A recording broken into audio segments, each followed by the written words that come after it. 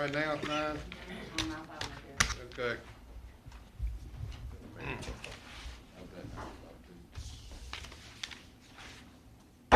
All right, we'll call this regularly scheduled September 14th session of fiscal court into order. We're broadcasting over the YouTube channel. Due to COVID-19, we have restricted access except for presenters. We'll start off today with an invocation by Master Jason Cullen. Our most kind, gracious Heavenly Father, we are grateful to be here together. We are grateful for the ability to do the business of the county with your glory overseeing us. Heavenly Father, we ask that you will bless our county, our state, and this nation with those suffering from the many afflictions that are going on right now, but especially those with COVID. Please bless them for recovery and for their families as well. We are extremely grateful that General Hunt is back with us and that he is doing better. We're grateful for thy hand over his head and his family, and we ask that you will bestow that blessing upon all that are suffering from this great affliction. Please be with us throughout this day, that we may act accordingly to those that put us here, with remembering the principles that you have over us. Please bless not only our law enforcement, but those serving this country, that they will be out of harm's way, especially with those that are in the Middle East. We ask that you will just bless us and allow us to do the things that please thee, and we say these things in the name of thy Son, Jesus Christ. Amen. Amen. Thank you for that. All right, if you'll join me in pledging allegiance to our flag. I pledge allegiance to the flag of the United States of America and to the republic for which it stands, one nation, under God, indivisible, with liberty and justice for all. All right. Moving right along, we have approval of the prior minutes to consider. We approve the minutes as presented. Second. We have a motion to approve the minutes. Was that Magistrate Gay? I was okay. And seconded by Magistrate Sammons. Is there any discussion on the minutes? Corrections? If not, all those in favor signify by saying aye. Aye. Opposed, like sign. Motion carries unanimously. Thank you for that. All right. Looks like we need to approve some bills. And there's Miss Mariah right on schedule. I was listening outside the door. Okay, so a couple of things got added. I put them at your spots. And Jason helped me with that this morning. The total for, can you all hear me okay? Okay. The total for bills to be paid comes to $2,841,497.96. The total for standing orders comes to $349,128.09. Move we pay the bills as presented. Second. I had one question on standing tree service. Is that one tree or more than one on page 11 or 14 of our bills?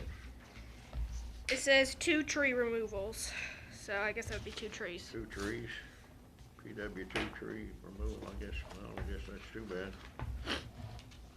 Okay, we have a motion made by Magistrate Gay and seconded by Magistrate Short to approve the bills. Any other further questions? All those in favor signify by saying aye. Aye. Opposed, like sign. Motion carries unanimously. Thank you. All right. Thank you, Mariah. Budget transfers and then the cash transfers. Miss Jackie. I handed out a sheet this morning with all of them listed out separately.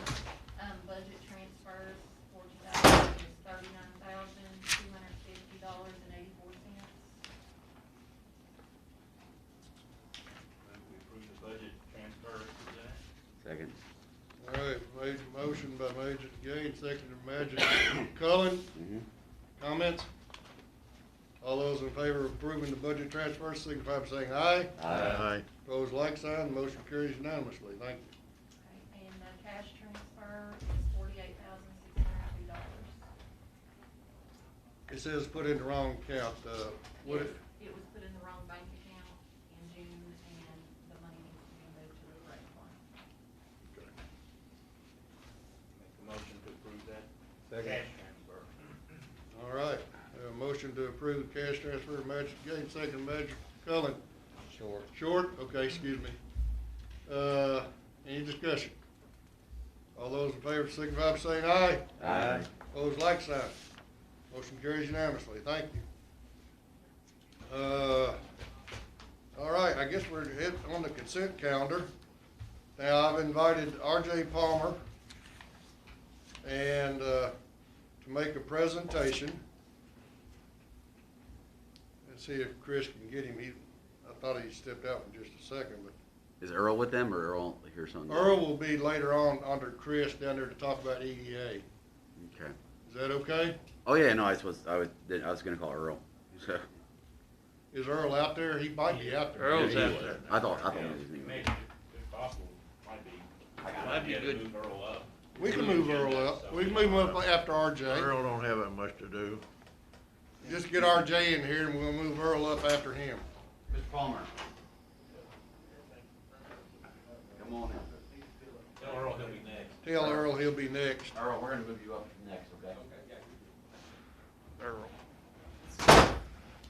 RJ, take your time, and this is Mr. RJ Palmer from Compass, and so we've known each other a while. RJ's a former legislator, and now he's got all the money in the world, so. Yeah, don't hold that against me. Thank you, Judge. Thank y'all Lonnie Campbell. for having us this Yeah, morning. Lonnie I'm not- Campbell from Lonnie KACO. Campbell Excuse me. from KACO, yeah. And so the judge I was meeting with him actually about a couple of other issues, and we just happened to strike up a conversation about these ARPA funds. And this has been kind of a unique situation, I think, for all of us, especially the counties, where you're getting a direct payment from Treasury that ordinarily would probably come through DLG, for instance, right? Where that would kind of be our point of contact, where, you know, they could give us some direction on what we can and can't do with this. Since that's not happened, we had a number of clients who were reaching out to us early, asking if we could provide some assistance. So we started kind of digging into the Treasury guidelines and ARPA and things that were allowable expenditures for your funds. And we learned a couple of things pretty quick. Number one, we probably needed some legal assistance. On the financial side, we could handle that, right? But there's a significant amount of reporting that's required with the funds. And to this date, we actually don't have final guidelines from Treasury on, we have a list of quote unquote categories that they believe, or they want you to try to spend money on, but we don't have the final guidelines of, okay, what meets what. So we partnered with Stites and Harbison, law firm out of Lexington, to actually sit down and look at what we had for guidelines and determine, what course of action counties and cities actually could take for use of the funds. There's a revenue loss component that a lot of counties are looking at initially. Now in Boyle County, you don't have any revenue loss for 2020. Not to say that going forward, that could change because you have an assumed growth rate right over where our base year number is in 2019. And actually you can take it in 20, 21, 22, and 23. But in order to do that, we sat down with Stites and went through every revenue code that you all have with DLG to try to identify, what is excluded from the calculation, what has to be included from the calculation, so that we can give you some assistance and say, okay, you potentially have revenue loss. Again, right now you don't. So then it becomes, okay, where do we want to spend our money? I've talked with the judge. I know you've got some infrastructure projects that are, I think, top priorities for the community. And so what the program kind of envisions is that when you identify projects, you let us know what they are. We will sit down with Stites, identify the Treasury identified category that's applicable for the use of the funds. And then thereafter, we have to track all the expenditures, right? So it doesn't matter who builds the project. I know there's some discussion Working with the of city working and with the city. It doesn't matter who builds the project. Ultimately, you're responsible for those funds and the tracking of those funds. So even if we partner with the city and we say, okay, city, we want you to do this water project, the county is still responsible for tracking the expenditures. So the program envisions that we will help you track those expenditures for future filings. We have also, this has been a bit of a challenge, but you can make us a point of contact on the Treasury portal. So we can get on the portal for you and actually upload. We won't file the report, but we can upload the documents that are necessary for the reporting purposes. You all can review and then submit. In doing this, we kind of set up some policies and procedures. And I don't know if you have the resolution in court's packet or not. Don't know that we do. We have, they don't have the resolution. Okay, that's fine. But the resolution lays out some kind of policies and procedures. Yeah, we do we do have it in there. Okay. No, it's right, second page in under the tab. It says policy resolution. Yeah. But that resolution lays out kind of the roles that Compass and Stites will play. But the most important thing, I believe, is that it creates an approval process. So there is an expense approval that is also part of that, where the county will identify the project they want to spend the money on. Again, we'll send that to us and Stites. We'll have Stites review it. Stites will then sign off on that expenditure, and we'll do that for every expenditure that we make, that they believe this is the Treasury category that's applicable for this particular expense. To me, that is kind of a second set of eyes, checking and making sure that we're in compliance with Treasury guidelines, so that 5 years from now, some inspector general doesn't come in and say, well, fiscal court, we don't necessarily agree with this. You have the ability then to say, well, here's the documentation where we spent all of the dollars. By the way, here is a document that has outside counsel's review and their sign off on it. So because this has been so kind of convoluted, I think, with trying to understand what Treasury is going to do, we believe that a lot of our clients needed some assistance to make sure that they stay within Treasury guidelines. We are now assisting about 40 counties in Kentucky with their ARPA funds, and probably have another 12 to 15 that are kind of in your all spot where, you know, they're interested, just want to know what's going to happen. Obviously, there's a fee component. It's laid out in the resolution. It's 1.5%. Half of that goes to Stites. Half of that comes to us. Remember, you have 5 years to expend this money. You have to allocate it by 2024. It has to be spent by 2026. So to us, this is a 5-year engagement, because we will be here until all the dollars are exhausted, and we'll be there to continue to track and file the reports that are necessary to keep you in compliance with Treasury guidelines.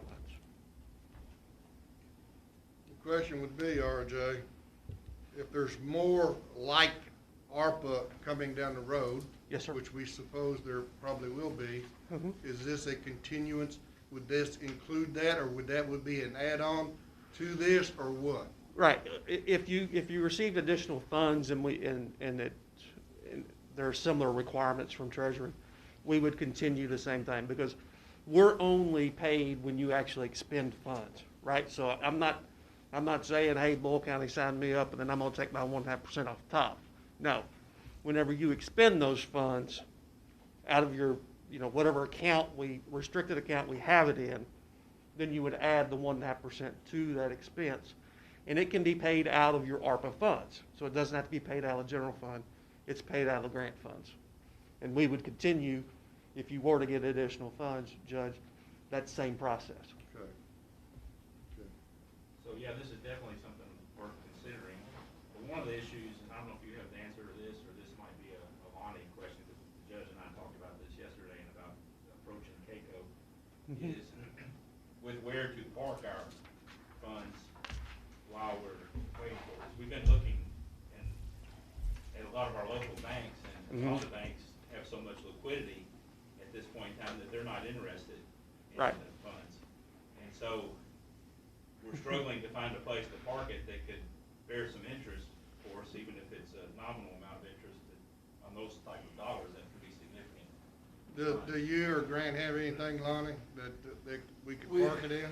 We do. We do have a program. It's a sweep account where basically you deposit that money and they invest it for you on a daily basis. The rate's not really good right now. Of course, that's bank-wide, the rates are not. But I'll be glad to check into it, Judge, and see what kind of rate we can. Locally, we were quoted .03. Right. Yeah, Yeah. that's surprising. There's a couple of governmental money market type accounts out there, because we run into this all the time, where local banks really don't want the funds because they have to collateralize the funds. So that's a cost to them, right? And then you're expecting some return on that deposit. That's an additional cost to them. So it becomes very complicated. But as Lonnie said, they do have that sweep account. There's a couple other governmental money markets that are out there. They may be a little better than 3 bips, but not a lot. Yeah. Yeah, let me say this. I've talked with Bluegrass Area Development District, and they're doing the same kind of thing, but the difference between RJ's group and Bluegrass Ad, in my opinion, is the legal piece that Starks Harbison brings to the review. And I asked him point blank in my office a month ago, does that mean that this group, this functionality of Stites, Harbison, and Compass and so on, do you all assume the liability for an erroneous report or anything like that, where we don't have any liability to assume because of something that was submitted incorrectly? So, and he said yes, if I remember correctly. Yeah, that's the basis of it. I mean, Stites is giving an opinion, right? Yes. So a legal opinion Bluegrass Ad doesn't have that. that At they 1%. believe it's in compliance with Treasury guidelines. And that to me is, we can do the financial stuff. That's not overly difficult. It's kind of a little complicated, but we can handle that. But the legal side, I think, is what's most important, because that legal advice is what we're hanging our hat on, quite honestly. And what is that amount for Boyle on the total? I guess we've drawn the first 2.9 down, Right. and say we drive eventually next year the 5.8 Correct. total. So what the total fee is that what you're asking, Mhm. Judge? Yeah, let me grab it real quick.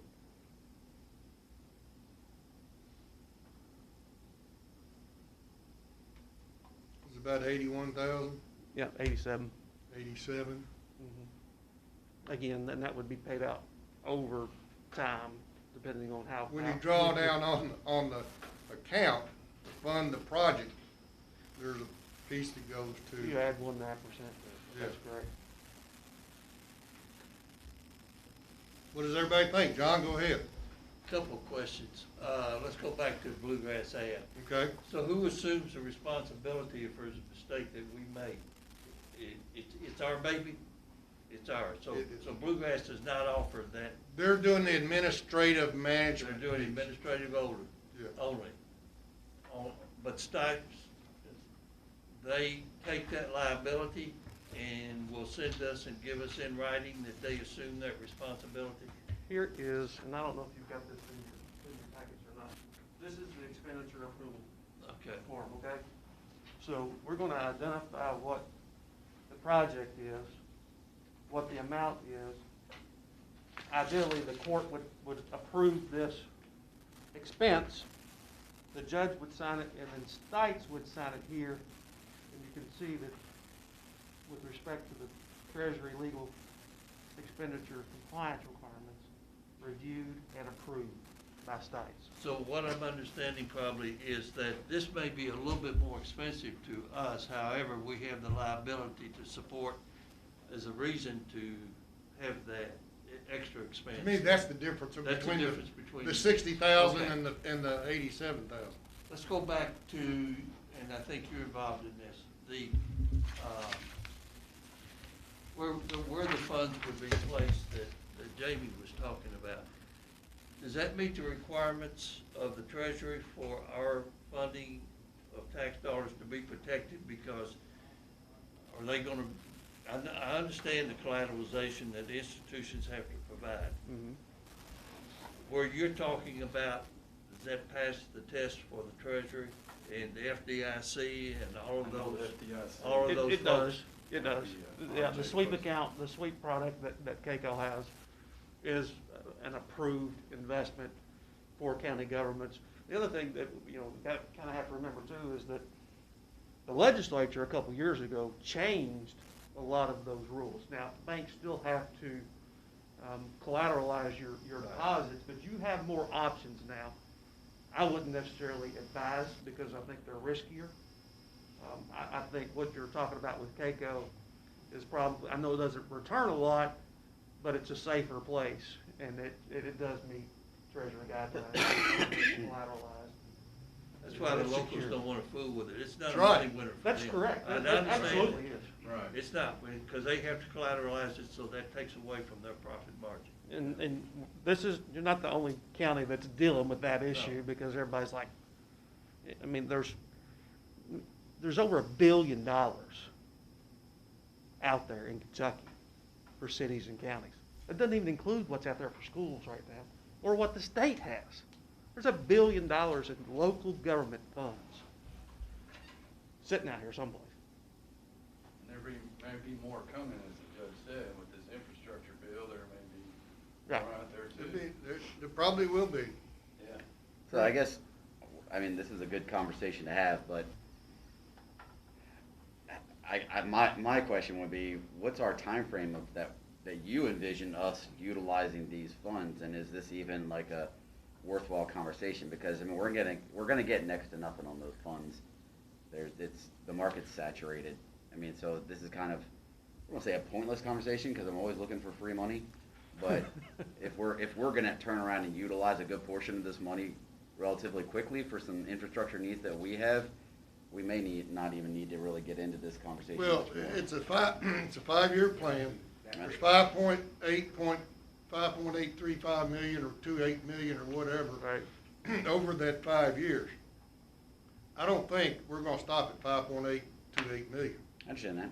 And if you put it in an interest-bearing account, if it's 0.05%, okay? However long it's there, it's gonna give us something more Well, I than understand than a goose egg. No, And that's KACO's advice, that's Jim Henderson's advice, put it in an interest-bearing account, and these sweep accounts satisfy that. Well, what is 0.05% of 5.8 million?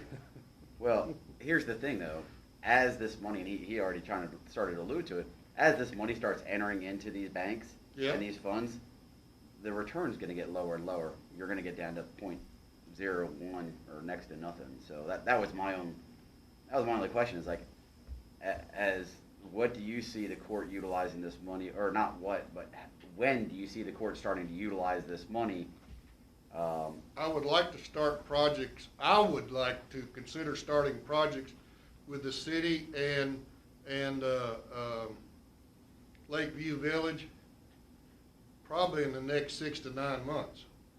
Okay. Okay, that gives us 6 to 9 months to negotiate these projects and enter into an agreement contractually. Well, I don't know what is the 0.05% of It's like $2,800. $2,800? So it's virtually nothing. Yeah. It's not much. And is this, I'm sorry, is this 5.8 going strictly to that Lakeview in the city? Oh, project? no. Because I see in here where we can utilize this for, John and I were just talking this morning, EMS could utilize this as, for buildings, for EMS. So I wanna make sure that we're looking at, we're not putting everything all in one basket, but, Well, we've looked at Parksville, we've looked at the city of Danville, Perryville Junction, yeah. and Lakeview Village, Harrington Lake. Broadband is And on, yeah, broadband. 1.7 capital investments or physical plant changes to public facilities that respond to COVID-19 public health emergency. That tells me we could use these funds to help our EMS building and purchase. Well, we'd have to get an opinion on that, to see if it meets. Are we allowed to use it for buildings? That I don't know. You can use it for buildings, you can't use it for debt service. So if you want to build something with it, you have to pay the cash. Go ahead and To pay, build it's gotta be something. paid for. Right. And EMS, we do have a county who's doing an EMS facility, and that one has been already approved by Stites. It has been approved by Stikes, So that's something the court should definitely look into. Yeah. I really think this is a good opportunity and a good program that we ought to pursue, because all those other conversations, like you said, where we park the money and how we spend the money. Well, I'd love to have the council, the legal counsel and the financial together in one basket Mm-hmm. to discuss options and divvy up those percentages to each and every one so we can spread it as wide as we can spread it. Especially if there's more money coming down the road eventually, Yeah. which I think there will be. Yeah. That adds to that capability. My own point was just that, do we really need to get into this interest-bearing question right now, because it I probably. think it's really irrelevant. It is, and so that's where I say we can just kind of move But on. I still don't mind, if it helps KACO, putting it into a sweep account, if nobody here really wants it, No, I'm full, I would much rather it go here, especially if if it would create more burden for our local banking, let's go with somebody that's here, that wants it and Right. is on And top that of was the the. basis of my question. Yeah. We're just still we've been struggling to find a place to park it. I know. And so I felt like, well, we had some experts here. Yeah. Might as well ask the question. But I'll make the motion that we approve this resolution authorizing the judge to sign this. I'll second it.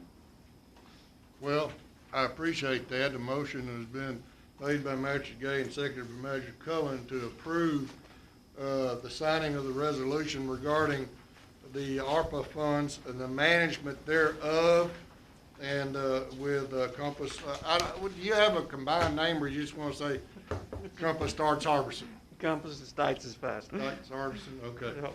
Anyway, now's the point of time for discussion and comments. Chris, do you have any concerns with the agreement or anything? No, I mean, I think it looks all right. All right. Anybody else? This question may be out of order, because it really didn't. What local institutions have you talked to about this? Tried to talk to US Bank, can't get them. Talked to PBK, they weren't interested. Monticello, Monticello. they never called back. They never called back. You talked to farmers and Farmers is where it's currently parked. Farmers right now. It's where it's currently parked. community trusts. Have them check them. I think we need to be sure we communicate with all the local banks to say we covered our bases on it. Mhm. I think that's important in the message that we send. So let's be sure we're, Well, like I say, it's currently parked at Farmers. well, and that's good, but if we're going to move it somewhere else into a suite. And to be honest with you, Missy and Jackie were there with me, and we had Jacob and Panky from Chase and his senior come in and spend an hour with us and talk to us about it. They told us everything but what we asked them to tell us.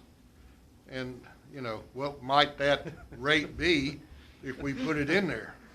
I'm just saying, let's be sure we cover our bases that we've talked Yeah, I think locally that's a good point.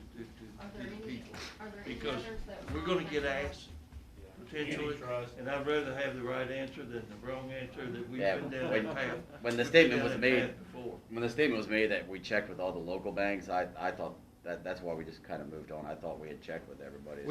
We haven't checked with Community Trust, PNC, and that's about it, I think. We're going about First Southern guys. I'd say the ones that are in the market here. Okay, just stay here. Okay. But yeah, no, I automatically assume that, you know, Farmers and Community Trust would be the two big ones that we would check with right away, so.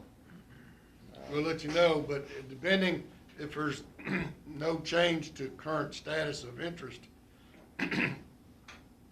then I'll talk with KACO and Sounds good.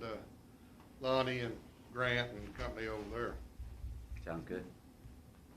Okay, Thanks, John. any other more discussion about the motion before the floor?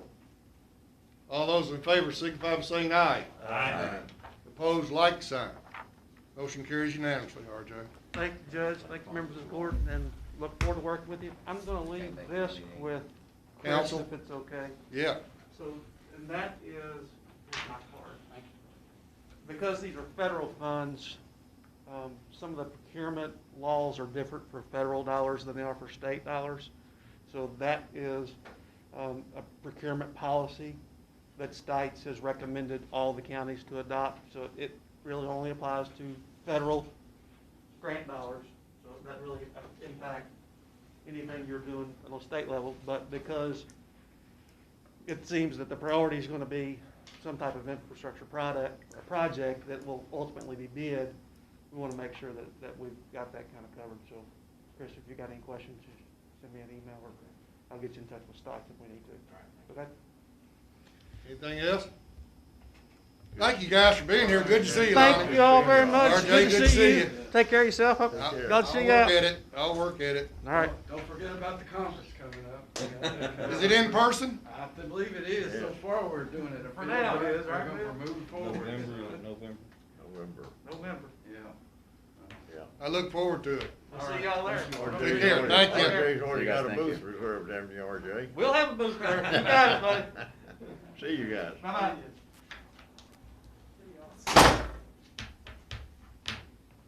You ready for Earl? Yeah. Chris, could you get Earl for us? or- I'm good. Okay. We're moving him up, Chris. This was a discussion on joint EDA. Move you around. Yeah, that's all right. How's everybody today? Good. We're doing all right. How about you? How was last night? Did you have any exciting fireworks? Not too bad. I fumbled over some words, making fun of myself, just trying to read, and was tired. It was pretty entertaining in my own mind, I guess. How's everybody today? We're doing good. Chris, you want to start out and talk about what you circulated a while ago? And, All right, yeah, I'm sorry, I'm just getting that to you. Yesterday, I got the chance to speak with Stephen Dexter about, you know, we had gone over some, at our last meeting, Tom Ellis had written a lot of changes that he suggested to the EDA agreement and the joint ordinance. And I reviewed, you know, most of those I thought kind of contradicted statute. Some of the things like he wanted to change how you can vote and so forth. So a lot of those things I felt didn't need to be part of it. I had two like major questions for Stephen that I had issues with, and after speaking with him, it cleared it up. I mean, the first issue was you know, statute talks about how you have to list the powers and limitations and so forth in the agreement, and he referenced me, Stephen referenced me to where it talks about in the actual interlocal cooperation agreement about, for example, on page 2 of the document I gave you, it says authority shall operate pursuant to the provisions of Harris 154.301 through 350, and anyway, in 154.50-320, it specifically tells the powers and so forth of the authorities, or it gives the authority there, so that cleared that up. And the only other thing that I had potential issue with, I think some of y'all expressed, that the part where it talks about you'll have 2 ex officio members. One would be the county judge, past county judge executive, and one would be a past mayor. And I know that the judge wanted to take that out of the agreement, and I spoke to Stephen Dexter about it. They don't want to take that out, so I mean, that's the only. Well, they're non-voting members. Well, They're non-voting but they're members. still influencing. They have an influential way to address this new EDA, and so that's kind of where I'm a stickler on it. I don't know why we need them there, because like I've always said, you know, elections have consequences, and if the community has voted out a previous mayor, a previous judge, I don't believe they should have a seat at the table for future things. And while they don't have a vote, they do have a bird's eye view of how things were when things started, and that could, you know, sway the conversation. They don't vote, but they can talk with the other people. So I just don't think that needs to be in there, nor do I want it in there. Yeah. Well, not a lot of, yeah, go ahead. I think that because of that you just mentioned, the bird's eye view of how things have been going, I think that does provide the opportunity for continuity of knowledge, because, you know, I'd hate to just throw out that knowledge base that's been gained over 4 years, 8 years, 12 years, whatever it may be. If you trust that knowledge, that's the problem. Well, that's where I think there's obviously going to be a certain amount of trust in that knowledge. But I also think that in the document, it says that the fiscal court may also select. It doesn't say we I understand that. shall or we have to select. The fiscal court doesn't have to place that person on the board if we don't want to. So I think it's fine as written. It's not like they're a voting member. Yes, they could have some influence, and that's. One thing Stephen did say is, you know, if that prior mayor maybe had a relationship with that business or whatever, then that would be helpful to the new people that come in. Yeah, that's all that's that continuity of. Yeah, keep in mind, the last mayor didn't run for office before Mayor Paris came into office, and the county judge before Mr. McKinney, before you defeated Mr. McKinney, didn't get defeated. I mean, he didn't run. So a lot of times, it helps in transition. Just for clarity, Mr. McKinney didn't run again. Yeah, that's right. Yeah. That's right. But my point is that I think that's a consideration of that as well. It's not always about just losing something. I understand that. It worries me that that's a specific thing in there, and you know, we may have a mayor down the road or a judge executive down the road that we really don't want on there, you know, and these things get interpreted.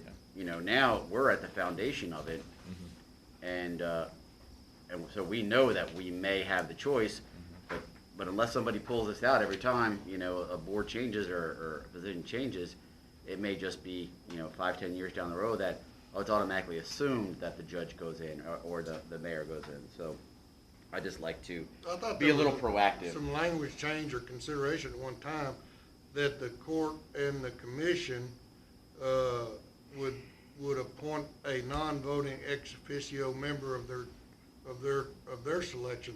Didn't matter where they came from. I don't know. Maybe that's not the case. We did discuss that. We discussed that, but that's not, I mean, I said, when I talked to Stephen, I said, hey, why do we have to limit it to, Yeah. judge executive? Why couldn't it be, ex officio like a magistrate? Yeah. And, he didn't like that. But, I mean, I did suggest, not just limit it to And that to worries one me, person. like, why is that the sticking point? Why does it have to be the mayor or the judge? Is there something underlining there that really, I don't know. Well, for us, those are longer term offices, and the commissioners are 2-year seats typically, and the mayor's 4-year seat. So you do have a tendency for more experience being out of the mayor's seat, which is why. But I can't. I'm not trying to sell you on your I know opinion, you're not. right? You're- Like, Something he argued too, he said, well, for magistrates, commissioners, not the whole county, only certain districts get to vote for certain, or for the Yeah. commissioners, only certain districts get to vote for magistrates, whereas, like county judge executives countywide, yeah, and I guess the mayor's They're citywide. citywide, so. yeah. It's a 4-year office for us, and it's a countywide office for you all. Yeah, I'd forgotten that aspect of it. Yeah, that's. I'll make the motion that we approve the interlocal cooperation agreement. The second reading. Yeah. Second reading. I'll second that. Okay, we have a motion to approve the interlocal agreement. Second reading by Magistrate Day and seconded by Magistrate Haywood. Well, I had another thing, but I guess we can do it in discussion, yeah. Okay, now we're in discussion phase. So the second part of that, where we've had conversations too before, is the 154.50-3330. In the actual KRS, it states, let me pull back up.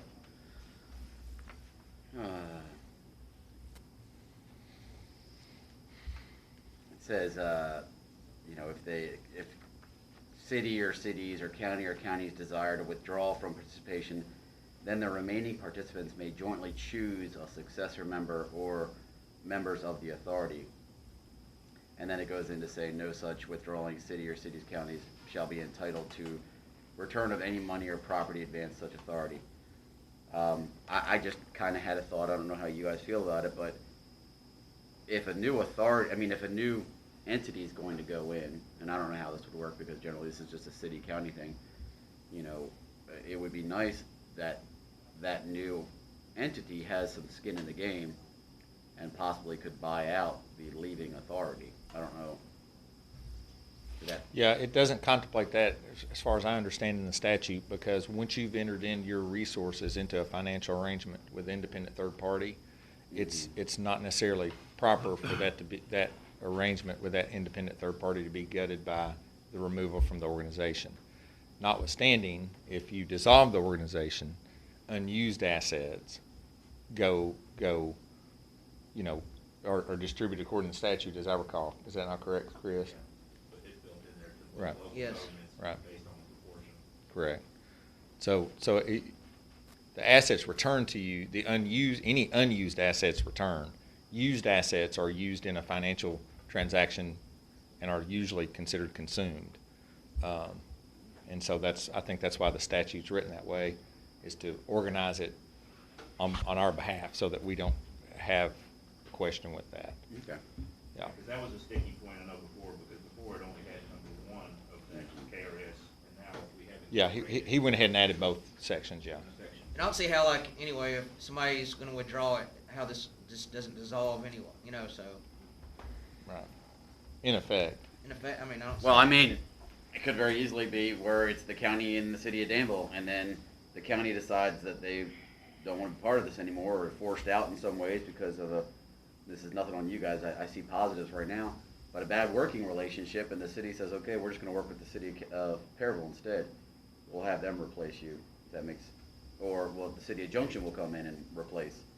And so we can still have this EDA to go forward, just without the county, so, Well, it probably would go forward without the county. yeah. It probably would. My question, off the subject a little bit from this, but, what about EDP? If the city, we get involved, court, and the city is involved with our funds, naturally, we're not gonna have money to put in EDP. Is EDP gonna dissolve, or what's gonna happen with EDP? Yeah, Where I are they don't- gonna get their funds, because they can't operate unless the city and the county supports them. Yeah, I think that's a separate conversation. That's not tied to what we're trying to do with the EDA concept. Yeah, I'm And having a I've not tried to answer those questions because I'm having a there's, little problem really wrapping my arms around this whole concept. Why don't we just get with the EDP and really support it and push it more than we have, instead of starting a new organization? again, this organization, the recommendation was out of the EDP, from the EDP's workforce group, that we need the public agencies to be in a position to invest in land as an economic incentive. Yeah, they do that, don't they? No, That so- was in so the for you- December of I'm sorry? 19 recommendation Right. that Alan Turbyfield wrote that we all received a copy of Correct. and have discussed Yeah. here.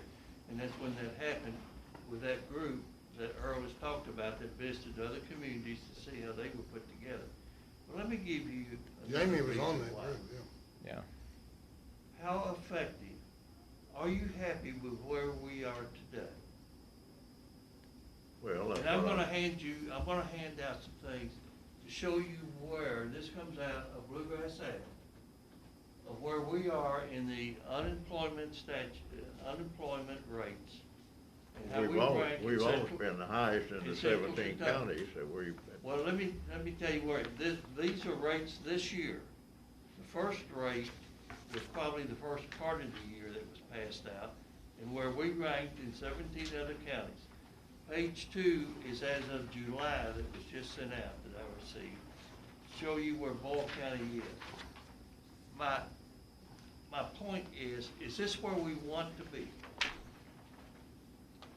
It's not where I want to be, I will tell you that, in the ranking. I'm a competitive person. I remember the day when we would have been at the top. So how successful have we been? Where is our bar? If the playbook doesn't work, you change the playbook. Yeah, I think we're on to a different discussion here, because I guess I'm concerned that these numbers are somewhat, I don't know how these numbers are gathered, but I think that, we all know and we all see that there are help wanted signs everywhere you look in this community. So I guess I struggle with what is unemployment versus, I don't know, whatever Well, else it is, so. Jamie, let me also add that for years, I've received this information, and under previous administrations, I've handed it out. It got nowhere. It didn't get to first base. I could never, ever get anybody's attention that they need to pay attention to information like this. And so we have been stagnant, in my opinion on it. Great people working on this, great people, wonderful volunteers. Is that the structure that we need in today's competitive world? If it's not, then we have to change the structure. This changes. Okay, will we do any This better? changes the structure. We won't know until we try. I know, You and don't and know that's till where you try. I'm not opposed to that, but I guess I do think it can be Well, misleading or, to look at these But numbers. it- I think they're a good metric to acknowledge, but Yes. I look around and I just see help wanted signs in every Yeah, but building. I see help wanted signs in all these counties that have a lower unemployment Yeah, no, percentage that's than where we I'm do. kind of wondering And how they it's generate the numbers. It's mainly because when you've got a Pittman Creek that goes somewhere else, and when you have other places, you have a Diageo go into other counties, that's why their rates are lower than ours, because we don't have as many jobs here, which is what this comes down to. Well, So look at John is Lincoln County- absolutely, Look at Lincoln County's number on there. If you wanna look at a number in July, what does that have to do with anything? they're behind us. Yeah, I don't You understand. talk about Pittman Creek, that's. Earl? They haven't opened the facility yet. But I You mean, back up. They're we'll building see it. what their number will, how Yeah, their number will. We will see, and we'll see it a lot less. So but- I guess I would call the question on the motion first, if we're not gonna discuss the The motion. battle cry is remember Pittman Creek. Yeah, again, I think that's. And that's a. Well, I would like, I think we're moving in the right direction, so I guess But John, there's a lot of things, this rate here, there's a lot of things that comes into factor on how come this rate is so high as it is. Like people staying home drawing unemployment plus government check. And I can't answer that, but I'm I just know, saying. but that has a lot to do with what this number is. But no, Not really, because we have, those numbers are all the same. Everyone's drawing Okay, unemployment in all those everybody doing counties. it, that's true, Well, but Well, what it I is have that followed- that just means there's more jobs in these counties. That's what these numbers apply to. There's more jobs available, even though there's help wanted signs everywhere. And what kind of help wanted signs are we talking? Are we talking about good paying jobs? Or are we talking Every about? one of our factories has a help Or, wanted sign. okay, that most of those are run by temp agencies, and so Our they hospital has help wanted signs in front of it. but most of the things we have here are restaurants and low-paying jobs, not good-paying jobs. And that's the point of what John's trying to make. Rod, so. my point is, this has been a consistent flow for a lot of years. We have ranked about where you're seeing where we rank. We have ranked here consistently for years and years. probably and years. 10+ years. Because I have followed this for years and years and years, and I've given it to leadership, and leadership has done nothing. Paid very little attention to it, no discussion to speak of. We've asked for a goal, we've asked for a benchmark from EDP, and somebody tell me what benchmark was ever set that we could say, yes, we've done a great job, we've reached our goal. I would ask that we get back to the motion. So There's change call a the question game. on- Change I the call a game question plan. on the motion. Well, I still have another question here too on the actual thing here. February 6%.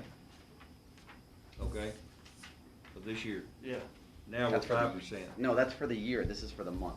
First page is through the This whole is year. for the month. Okay. That's just for the month. All right, Jason. Let's see here, Chris. This is more for you. Sorry, my glasses keep fogging up. Sorry, guys. Under that same section 2, and I just need clarification whether you think it needs to be in there or not. The one part that's taken out of there is says notwithstanding the provisions subsection 1 of this section, any cities and or counties that have established a joint industrial development authority as provided for herein may provide by a mutual written agreement such cities or counties and the joint industrial authority that such joint industrial development authority may be dissolved and may further upon such complete termination all funds, property, and other assets held by the joint industrial be dispersed is basically what it comes down to. You know, I'm not looking at like dissolution. No. Like I'm talking about, you know, what's our goal? If our goal is to move forward, Great. we need to be thinking about moving forward. We do. And And we want to, but we also, and this is for you guys as well, this is for the city as well, to protect county and city tax funds. Yeah, And so- but the only question I'm hearing is, the biggest concern I'm hearing is about how we dissolve. So if we're going into a relationship where Right. our objective is to create the strategy that we can get out, that's going to be a problem.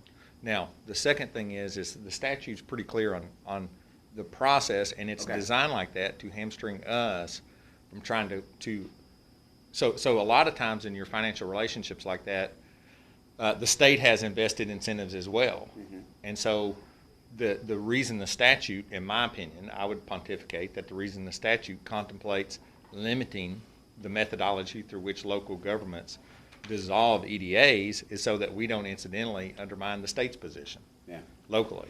And so it's pretty clear on how you dissolve. I It's pretty understand clear that. on what happens to the, Sadly, we've had an issue, I mean, we can go back to Millennium Park, that was not a very good situation for a little bit there, kind of left a bad taste in both entities' mouths, and so I kind of look at that like, okay, if we argued over a park, what's gonna happen when we've got a bigger thing?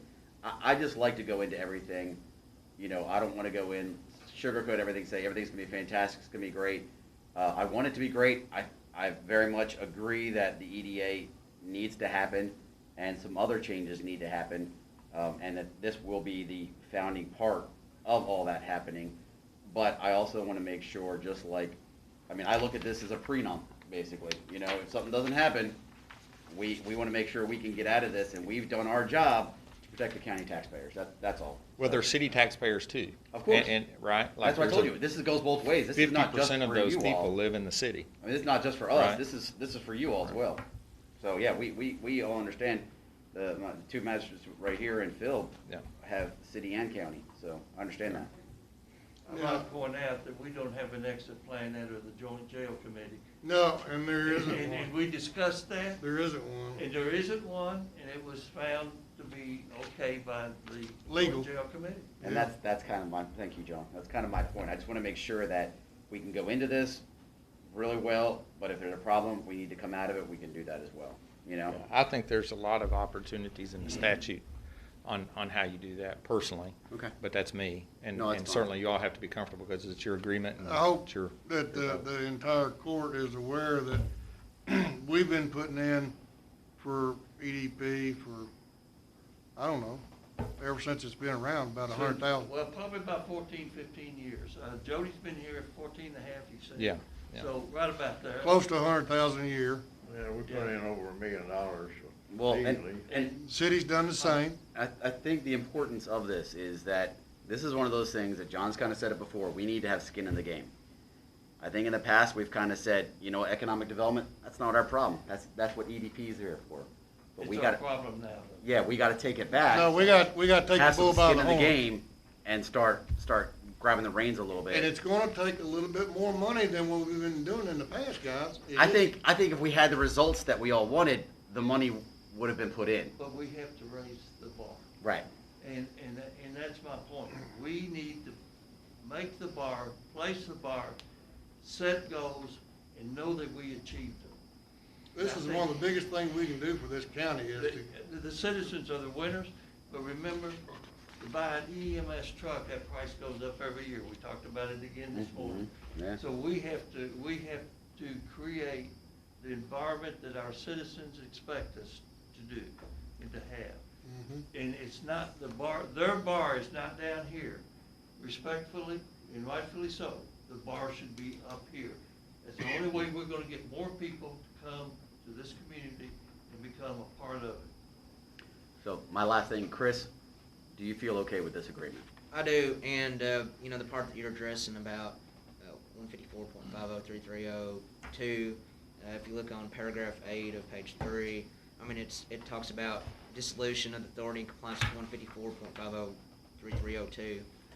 So in compliance with, so maybe it doesn't list everything word by word, but when it references the statute like that, you go back to the statute and look at it, and it's covered. Okay. So. And Earl, this is nothing against this. No, city, please. you know, This I is- get it fully, and I appreciate that. I Yeah. appreciate you starting to say that. And you know, like I said, to me, I'm highly dependent on the statute in situations like that because without the state statute, we wouldn't have the authority to do the agreement, right?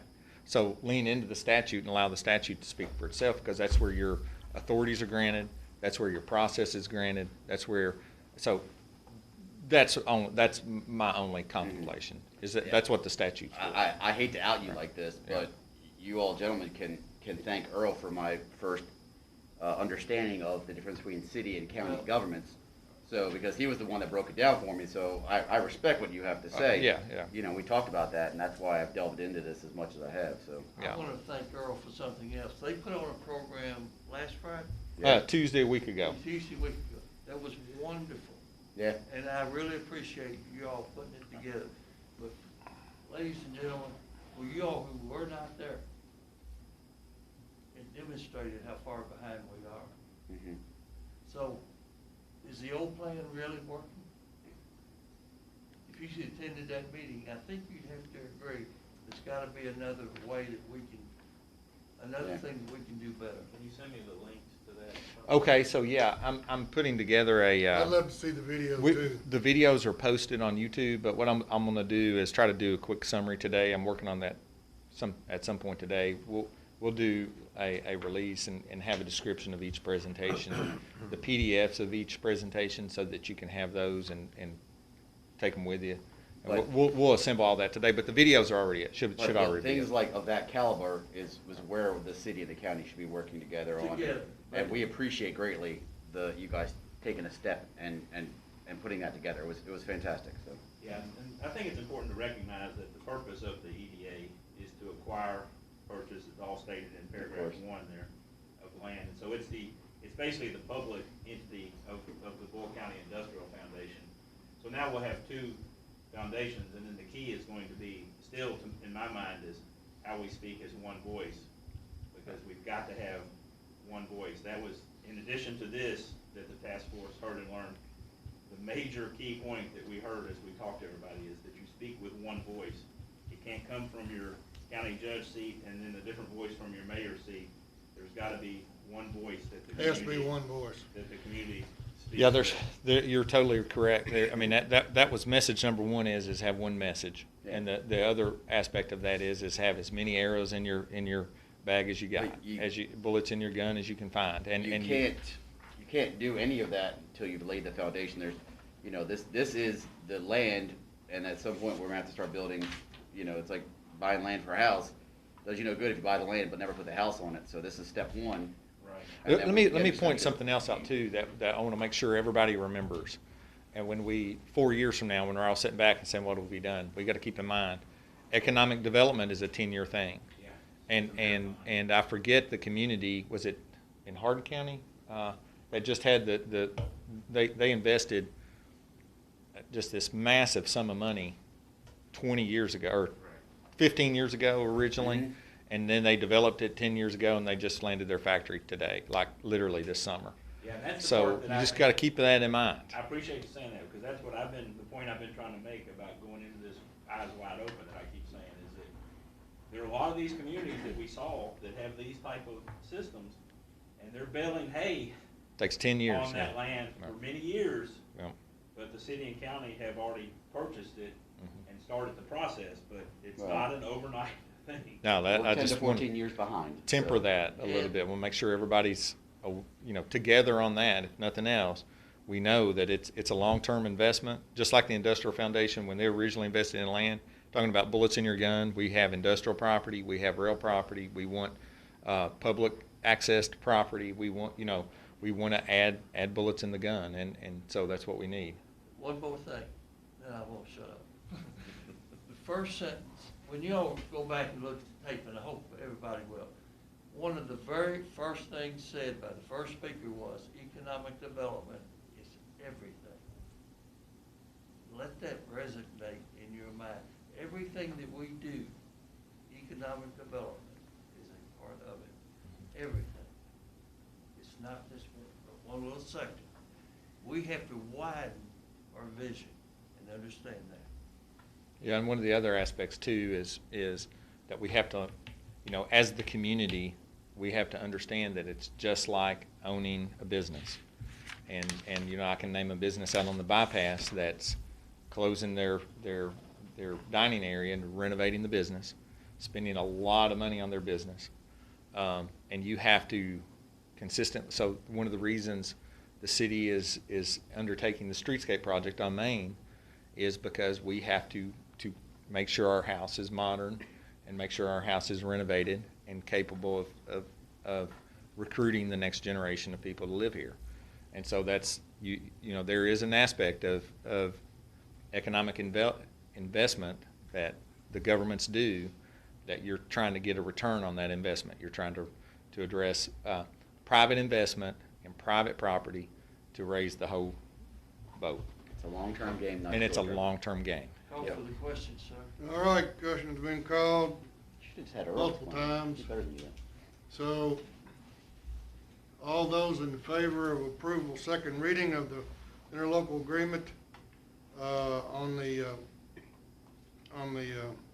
between the city and the county as it relates to EDA, signify their approval by saying aye. Aye. Opposed, like sign. And the motion carries unanimously. Second reading. Earl, thank you. Thank you, guys. Thank you, Earl. We'll be in touch. Anything else, holler at us. If you need. Okay. Get those videos out or whatever We you will. can. We'll get them up today. Yeah. Yeah. And we'll get a link out. I'll show them how to use YouTube one of these days. Earl, Thank you all. Earl, Thank you. before you leave. Yes, sir. It's off the record for you. I'm still concerned about, the talk we had, been going on for years about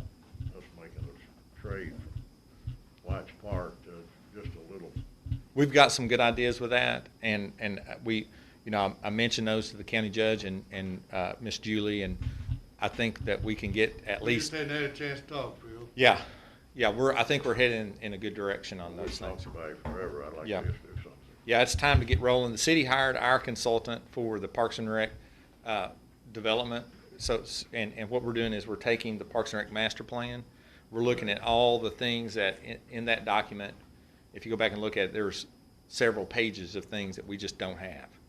And so the contemplation was, of those things, what do you need?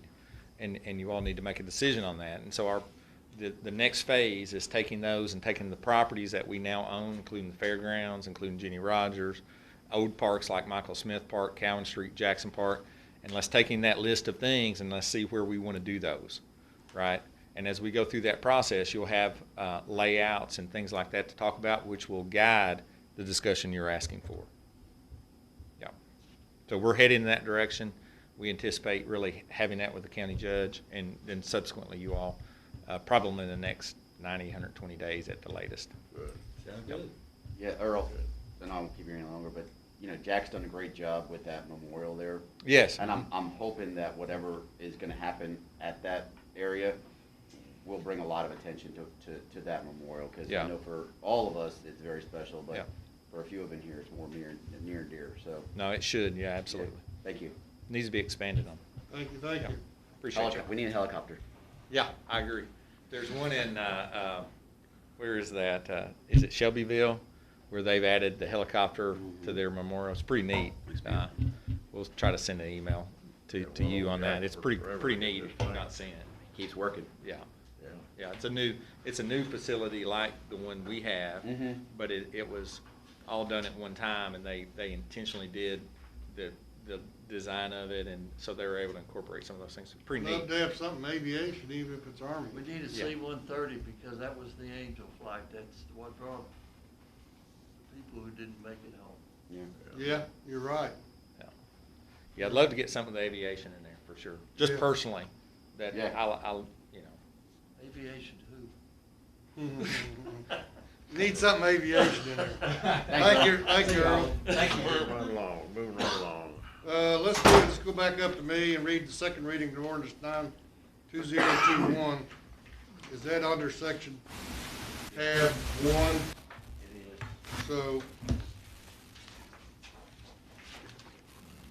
this is ordinance changing the zone of agriculture to single-family residential, approximately 24 acres, more or less, on Old Houstonville Road. I'll make that motion.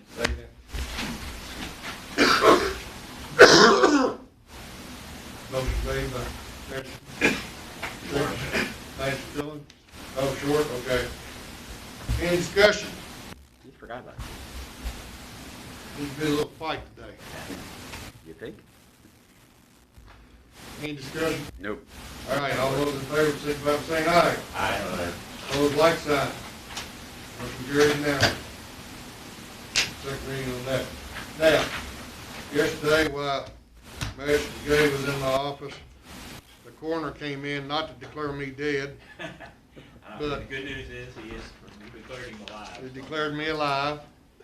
And he asked, because of Mike still being on a cane, living in Lexington, that occasionally he needs some help in coroner calls. And we have an agreement, mutual aid agreement with Lincoln County to supply that need when Dr. Hamner calls. And he said he would not abuse it, and I didn't ever think he would. But we asked him point blank, what would be a reasonable amount of stipend to compensate them with if they make a call to Boyle that because Dr. Hamner is indisposed for whatever reason and Mike's not available. And he recommended $250 per event, which sounds reasonable to me. Usually each event takes 2 to 2.5 hours to accomplish.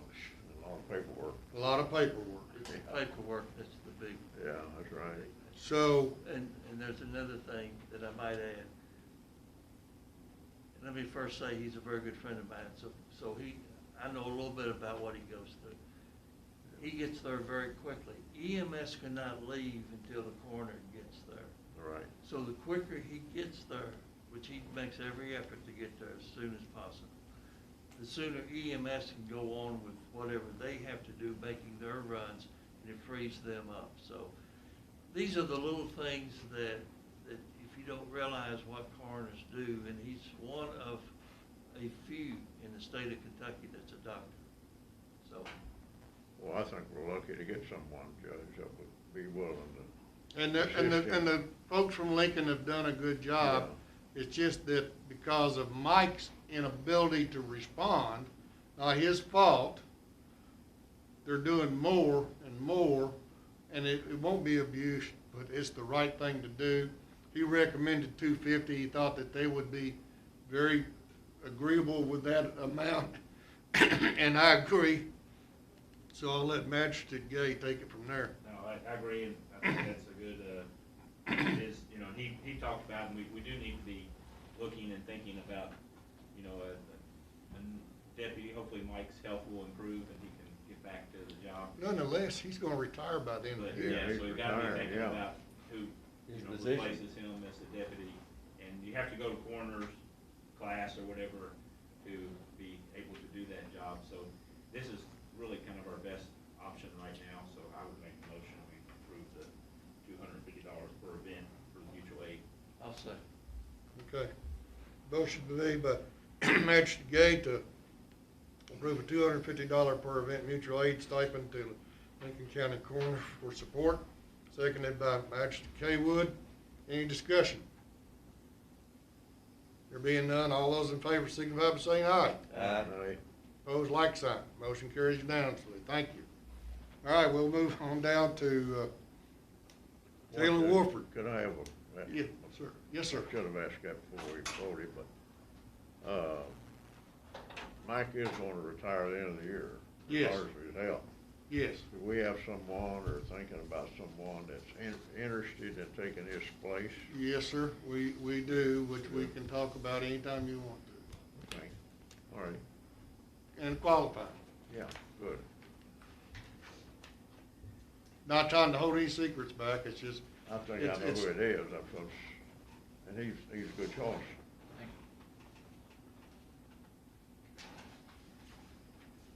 I know at one time he felt like he wasn't interested and then came back and was interested. You know, there's a shortage on paper. Did you see that on the news this morning? Huh? Shortage on paper. How they grow new trees every day. Well, they say they're not. Go out west, you don't see very many trees, brother. That's right. Lot of rocks. Like one now, he'd never live secret. Thank you, sir. Place my life. All right. Going through Utah. Well, I bet it's somebody. So good morning. Morning. morning. Our numbers today have 222 total inmates, 80 Boyle, 104 state, 36 Mercer, and 2 for other counties. I have, my glasses are fogging up. I have 11 inmates positive for COVID, 4 quarantine cells, and then I have 13 new intake inmates, which are being quarantined because they're, due to our protocol, we observe them for 10 days before we move them out. So my total staff, I'm supposed to have 41. Right now I'm at 34. So I've got 7 empty spots. Then last week I had 8 out due to COVID. On top of that, this week I'm down 3, and then I'm going to have 1 more employee that's going to have to be off because she's a single mother and her daycare facility is shut down, and I'm assuming due to COVID she doesn't have anybody. So that's where we're at. The information that I passed out, I just received yesterday. The pie chart just shows you the medications. I like to give that when I get those because that kind of, you know, goes along with our medical bill and stuff, so you can kind of see. the health of our inmates. Any questions on the COVID update? And then, Are you having any of them step up and be vaccinated that hadn't been? we offer it. The health department will come out and we have a few take it. I did a survey on my staff and I'm still waiting on three staff members that are out on their response, but I think we are running a little over 50% of my staff has been vaccinated. I think there's 18 that has and then 14 that has not. So, and I encourage them. Me personally, I think that's a disgrace. Yeah, and If it came down that they had to be somewhere up above us, and it came down they had no choice, what would be the outcome, do you think? I'd say I'd lose 4 or 5. Wouldn't Just it be from better- conversations with. Wouldn't it be better to lose those 4 or 5 than letting so many get sick? Well, here's the thing, if I can't afford to lose anymore. I mean, it would get to the Well, point where you're I'm not losing being them able to anyway. operate the When jail. you get sick, you can't control that. Right, but, even if they're vaccinated, they can still get COVID and still That's spread right. it. Yeah, but- So, there's no right answer. I wish I knew the answer. Chris, do we have the ability, if inmates are coming into the facility, to require them to get vaccinated or no? I don't think so, no. John and I discussed this morning in EMS that, there's new mandates coming down that if you're an organization of plus 100 people, it's required. And so that's kind of the problem that we're gonna step into here real soon. There'll be a lot of people who will retire or resign. Be lawsuits hitting right now. I understand that. I got an infusion over in Lincoln County at Fort Logan, and they've lost 35% of their employees for refusal to have any religious Yeah. exemption or anything else that the hospital said they could sign. They've lost 35% of the employees. The nurses would not take it.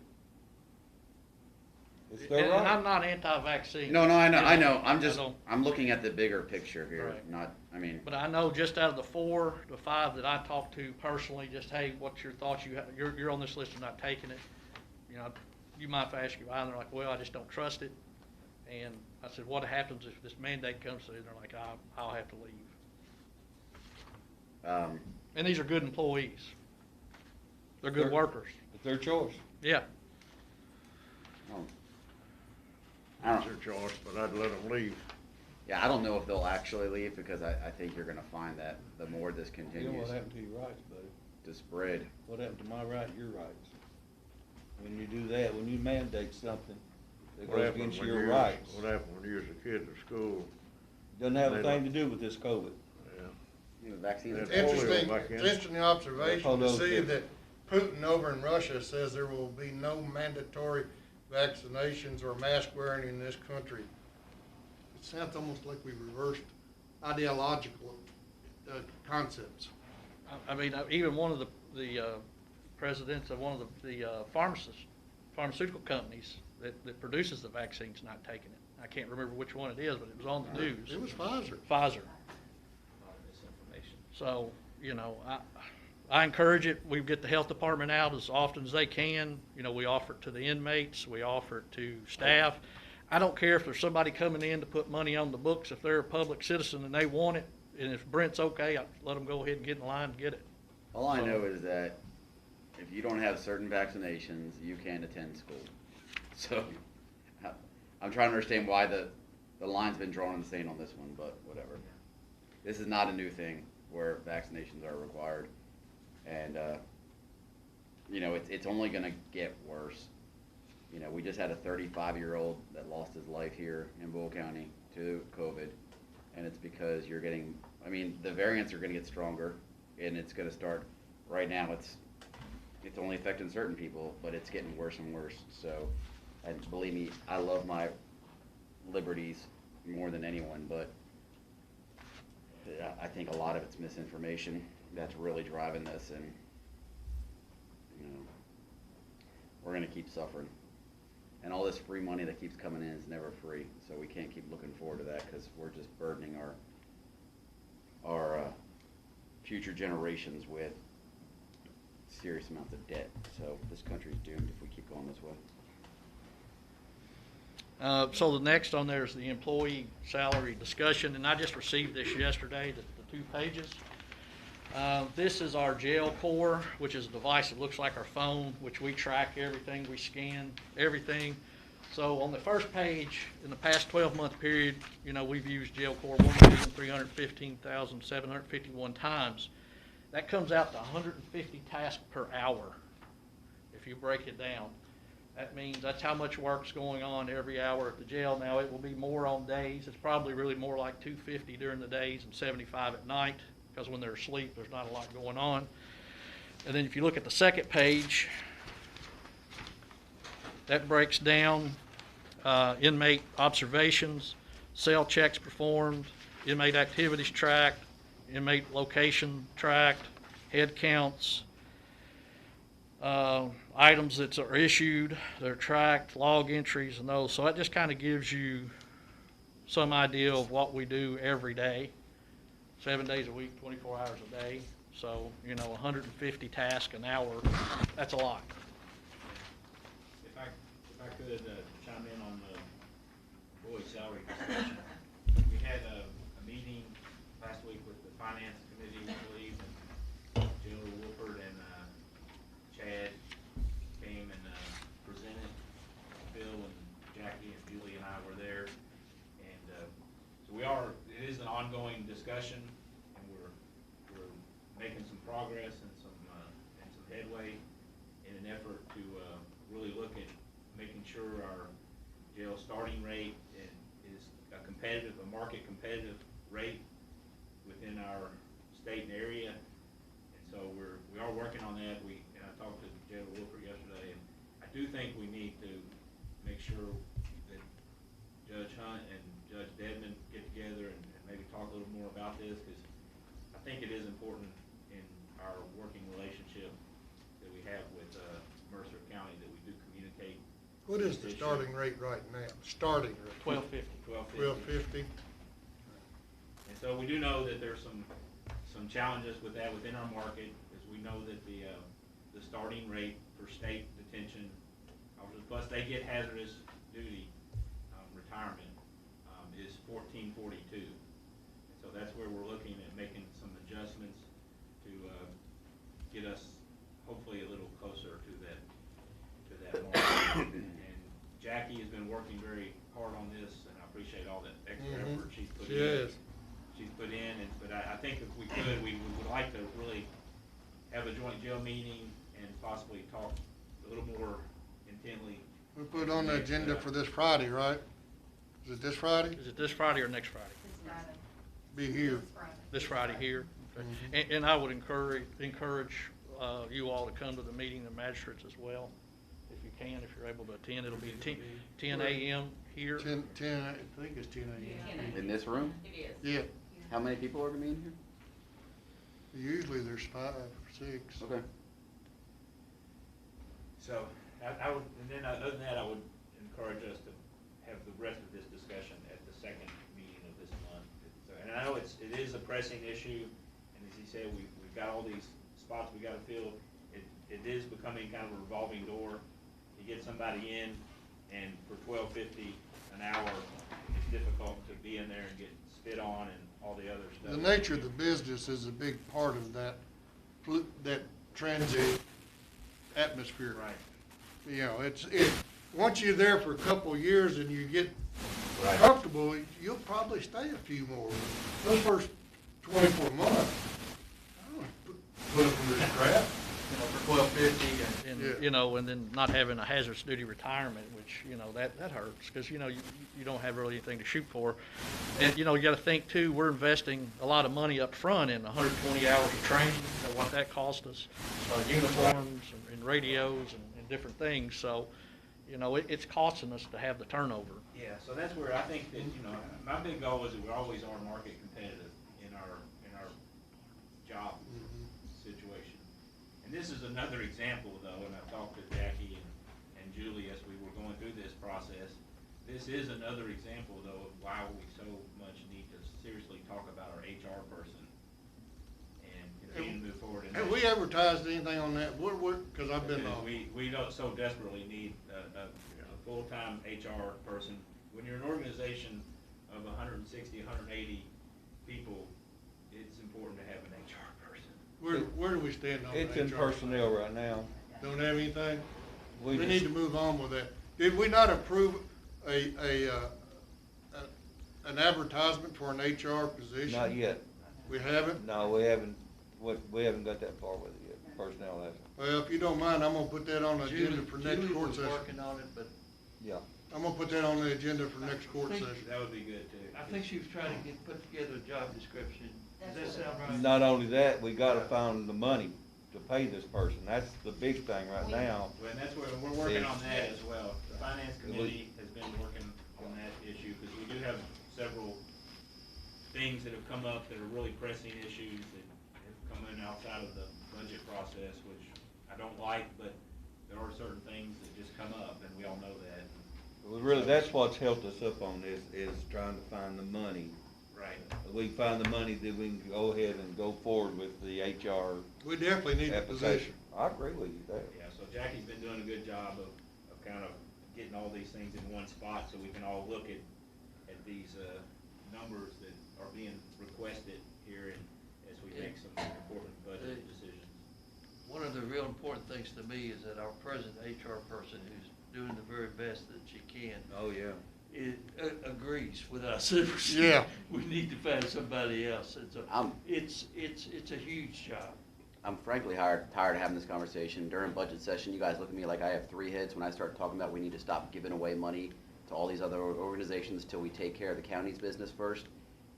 You know, $150,000, $200,000 we give away every year that could very well go to the jails, go to this HR person. We gotta start taking this budget seriously and stop worrying about, oh, we didn't give this person X amount of dollars, or we didn't. That money was given away when we had surplus. We don't have a surplus. So we need to take care of our staff and the county before we do anything else. You know, and I get, you know, Phil's gonna get mad at me about, you know, whatever, but whenever we apply for a grant, most of the time we try to do in-kind work to pony up our section of that. And so that's what the county really needs to start doing. If somebody wants to come and is asking us for money, what can we do in kind instead of giving cash? Because we don't have cash to give away. So we really need to start looking at those avenues, because John and Phil will tell you, Jack had this conversation when he was here, that the jail is in terrible situation. It's a revolving door. They need to be paid better. $12.50, you can go to Taco Bell and make more than $12.50 at Taco Bell. And they have to deal with, you know, a third of what they have to deal with. So this conversation keeps happening. We're not proactive, we're always reactive. And this, you know, you wanna talk about finding money while you guys are doing it in your finance committee?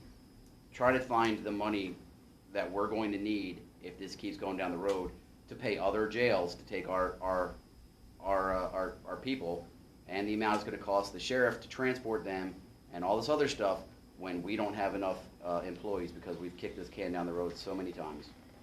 So we need to step up. We always talk about how much we care about our employees, but a lot of times we don't always show it where it really means, so. I disagree with you on one thing, and I think the judge will agree with me. We're not throwing any money away, Jason. You're talking about these units that are asking for money. They're community projects, and just like Helping Hands, you'd be surprised at all the little things that this organization does, and the court, with your help, decided just to give $2,000 this past year. Well, what are we gonna do with $2,000? We've been buying a lot of food for people that's needy, and that's just one organization which I happen to be When a I member of. when I worked in the private sector. I'm not talking about us wasting money. I don't think and I think the judge agrees, I don't see that we've wasted any money. Do you, Judge? There's a few on the list that passed through with some significant funding appropriations that I may have personally disagreed with. But Overall. When the money still goes to The community, the community. It's worthwhile causes. I'm not disagreeing with that. But when I worked in the private sector, for a bank, I used to take my time to go help with the local backpack program. I didn't go to the city of Lexington and say, hey, can you give me money? I would go to other businesses to do that on behalf of the backpack program. And so I think that's what happens a lot of times when these companies or when these organizations come to us looking for money. They could actually, solicit their members or other people that says, you really need to help us because these are the things we provide.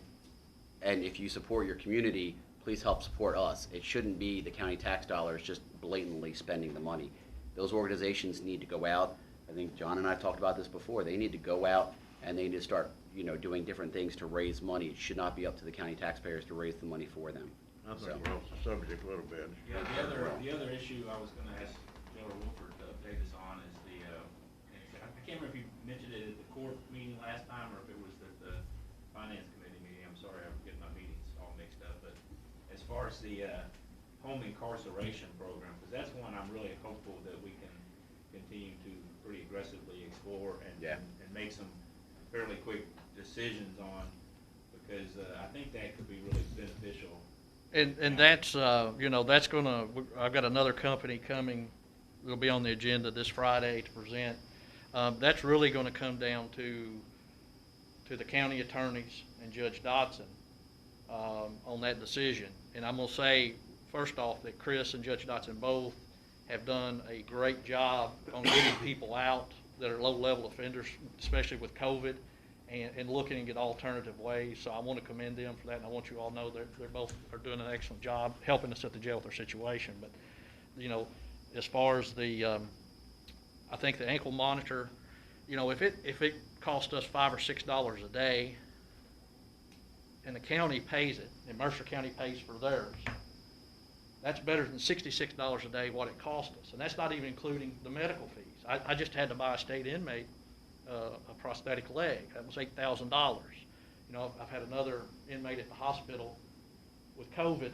He's back now. There's a lot of things in there that, other than that $66 a day it costs us to clothe them, feed them, water, electric, staff, pay, all that is in there. I think it would be to the benefit of the both counties, pay $5 a day, $6 a day, or $66 a day, and hope they don't get sick, if you weigh that out. But that will basically come down to the county attorneys and the judges on that decision, I think. Well, we've talked about this forever, and I think John and I both have been for this, but we didn't get anywhere with it, did we, John, years ago with this ankle? Which issue? I don't get very far with a lot of things. Our county attorney wasn't really for it at all, remember? Right. Previous. No, the previous. And I'm not trying to throw Chris under the bus, but it's really gonna come down on him and the judges. This is 2 terms before Chris. All right. The other thing that we've gotten away from, which affects everything that we've talked about with pertaining to the jail, is what are we gonna do with the jail? Where are we gonna go? It's gonna take a long time to implement, but we gotta get back in that discussion, because there's a lot of money that's being tossed around out there, but we gotta figure out a plan to make a better working condition, because that's part of that $12.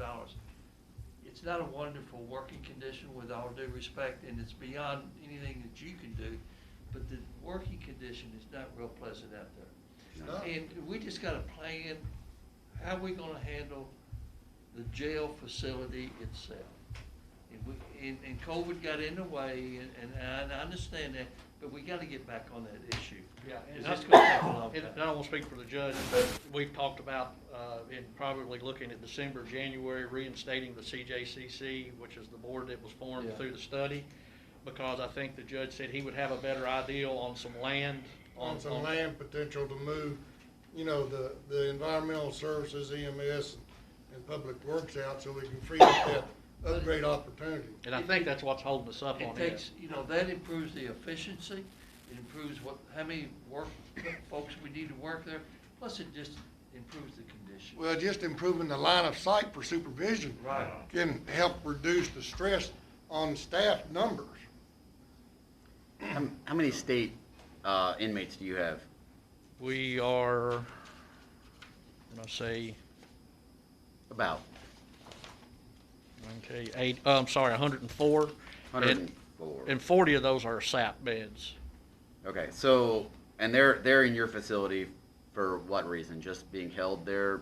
That's where they're serving their time. So if they're less than 5 years, and they fall under low level, we will house them. And that's the problem too, is let's say the state pulls out, or whatever, I'm gonna have 40 beds that I can't use because they're on the unsecure side. I can't move county inmates over there because of the way the building was originally designed. You have Right. a secure side and an unsecure side. So whatever we do moving forward, it all needs to be secure. So whoever's having to deal with this down the road, doesn't have to face that issue. But, so your guys are responsible for watching over these inmates at 1250. If they were to go up the road, 3-4 miles up the road, the guards there would be paid 16 to 14. Yeah, and I can pull the numbers on this, and I've provided the physical course before, that, they pay us $32 a day, but for them, they allow $17 a day. Like, they give me $1.91 for medical, but they give their prisons $15 a day per Yeah. inmate, per medical. Yeah. Well, like the prosthetic leg that we spent $8,000 on. That guy's gonna have to do 2 or 3 lifetimes just to pay at $1.91 a day to pay for the leg. And that's if he doesn't get any other. I would highly recommend any of us here take a trip down to the jail. Ask Joe Wofford to walk you through, talk to the staff, and then at the end, see if you feel good about paying them $12.50 an hour. That's my 2 cents. So.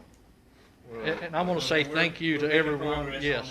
We gotta pay what we can afford to pay.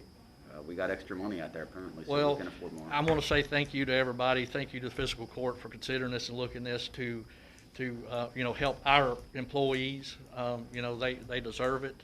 They have a very dangerous job. They have a very, a job that doesn't get the attention or the glory as firefighters or police departments. They're overlooked a lot, and people forget about them, and they deserve better. If we kick the state out of one side of our jail, because they're not paying us very much anyway, right? Right. What they pay us, $32?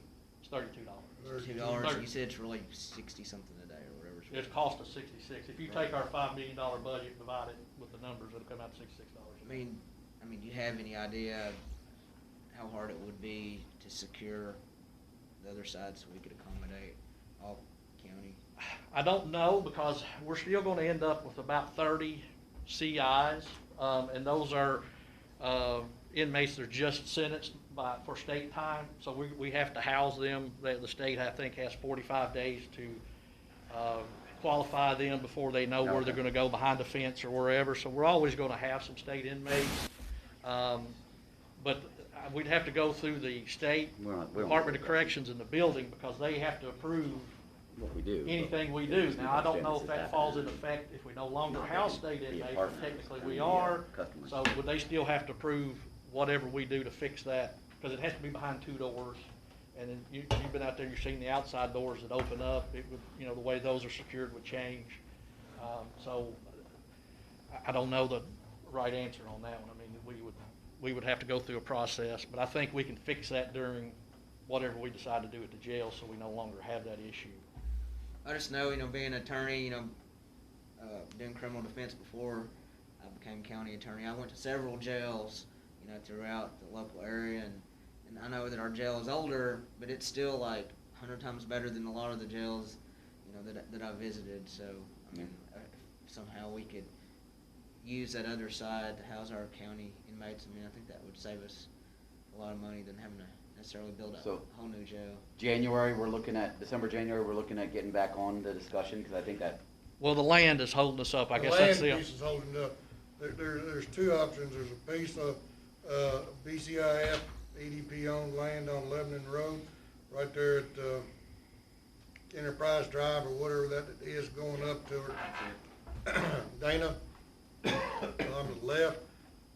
There are issues. There has been some there's been some engineering drawings that show where we could fit some things in there if we were to buy it. Well, of course,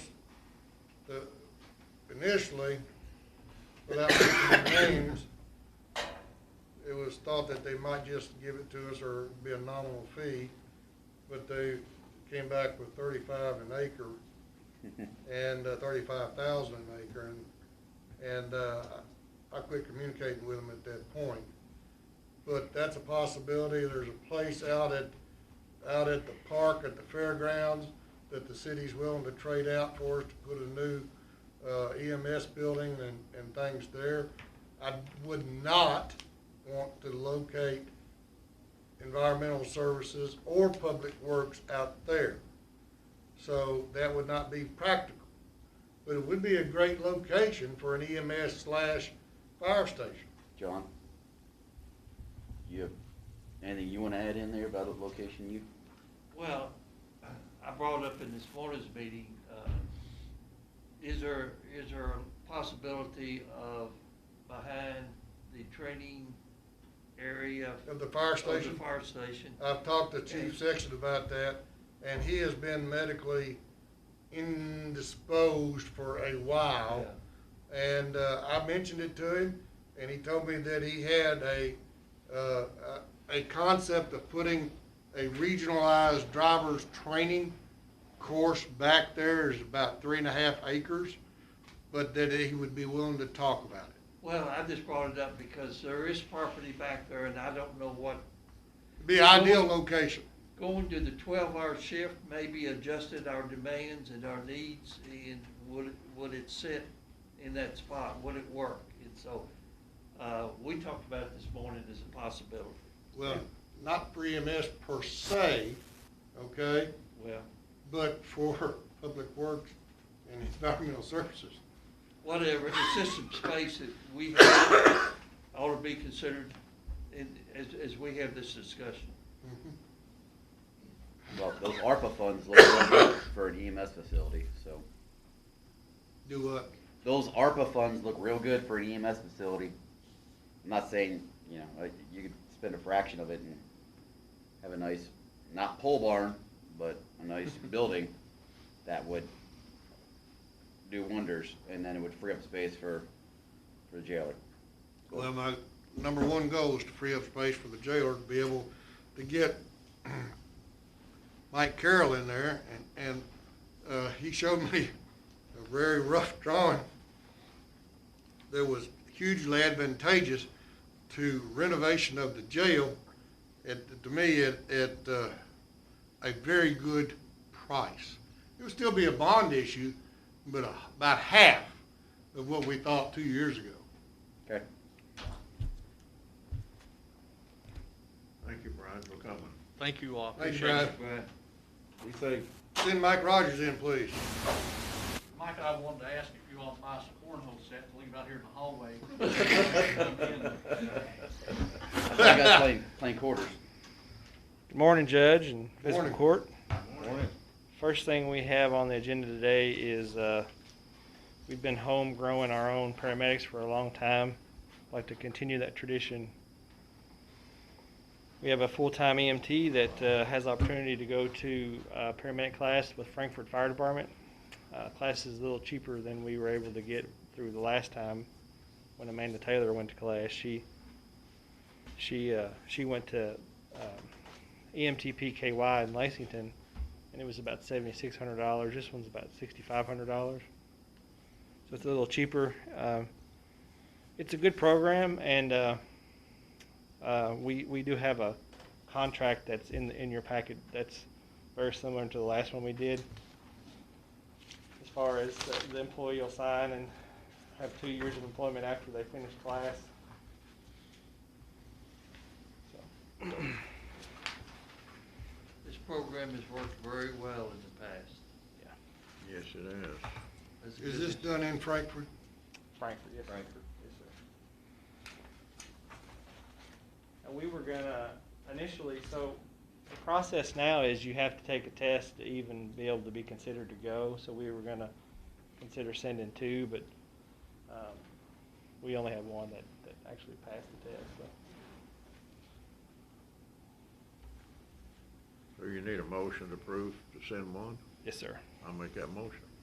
I'll say. Motion has been made by Magistrate Salmons and second by Magistrate Kaywood. Huh? Who made the motion? Short? Yeah. Sam, you got it right. I thought I got it right. Yeah. He Judge was don't let him. apologizing for taking over. I his second. apologize for taking Ron's spot. Oh, okay. I missed, I thought I didn't hear it right. Judge, I think they're picking on Second, it. district second. There you go.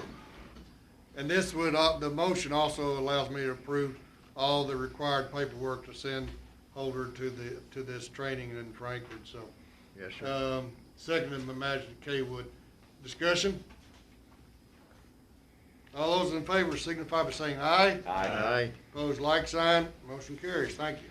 Thank you. The next agenda item is for an MOU, Memorandum of Understanding, for the Frankfurt Fire to be able to, for their paramedic students to do field internship at Boyle County. We have a lot of experience over the years training paramedics, and so that's what the MOU is for. It just allows them to be able to use our service as a training site. It's also a good recruitment tool. Now, what is that in this package? Is this the witness contract here, or what? There's memorandum of agreement. Yes, sir. Okay. Do we get paid for them, letting them use our facilities? No. We're just being good neighbors. Yeah, and we recruit paramedic students. Well, it's good recruiting exposure. Oh, yeah. Yes, you got people coming. That's right, Judge. I'll make that motion to approve that. I'll second. All right. Motion to approve made by Magistrate Salmon, seconded by Magistrate Short. Is there any discussion on the motion to approve the requested MOU, MOA, as it is here, for the field internship program? All those in favor signify by saying aye. Aye. Opposed, like sign. Motion carries unanimously. Thank you. The next item is I want to consider a safety grant, and KACO just opened up a safety grant that was on the website. And what my vision is I want to take another, 12-hour shift was a safety step. We did it to ensure the safety of our crew and our patients. I want to continue in that direction with considering a software that will help us coach our drivers on all types of things. There's a company called Samsara. There's lots of them out there that has a forward-facing and a rear-facing camera. Keeps everything recorded. Keeps it can detect where the eyes of the driver is to help coach a driver. To actually give them a training score at the end of a month. So I was wanting to apply for that grant to get that software. It is it's $315 a month for 7 vehicles is what we have. So it's about $2,205 a year. The KACO grant's an 80-20 match, so our portion would be about $441. If we was to get the grant. Until the 7th, I think, of October. Yes, sir. Yes, sir. I'll make that motion. I second it. Motion made by Magistrate Cullen, seconded by Magistrate Salmon to approve application for the safety grant from KACO to help our ambulances with some software upgrades. Any discussion? So the grant will pay for all this? Yeah. 80-20. 80-20. If there's 20% match. County has to come up with 20%. Yeah. About $441. All right.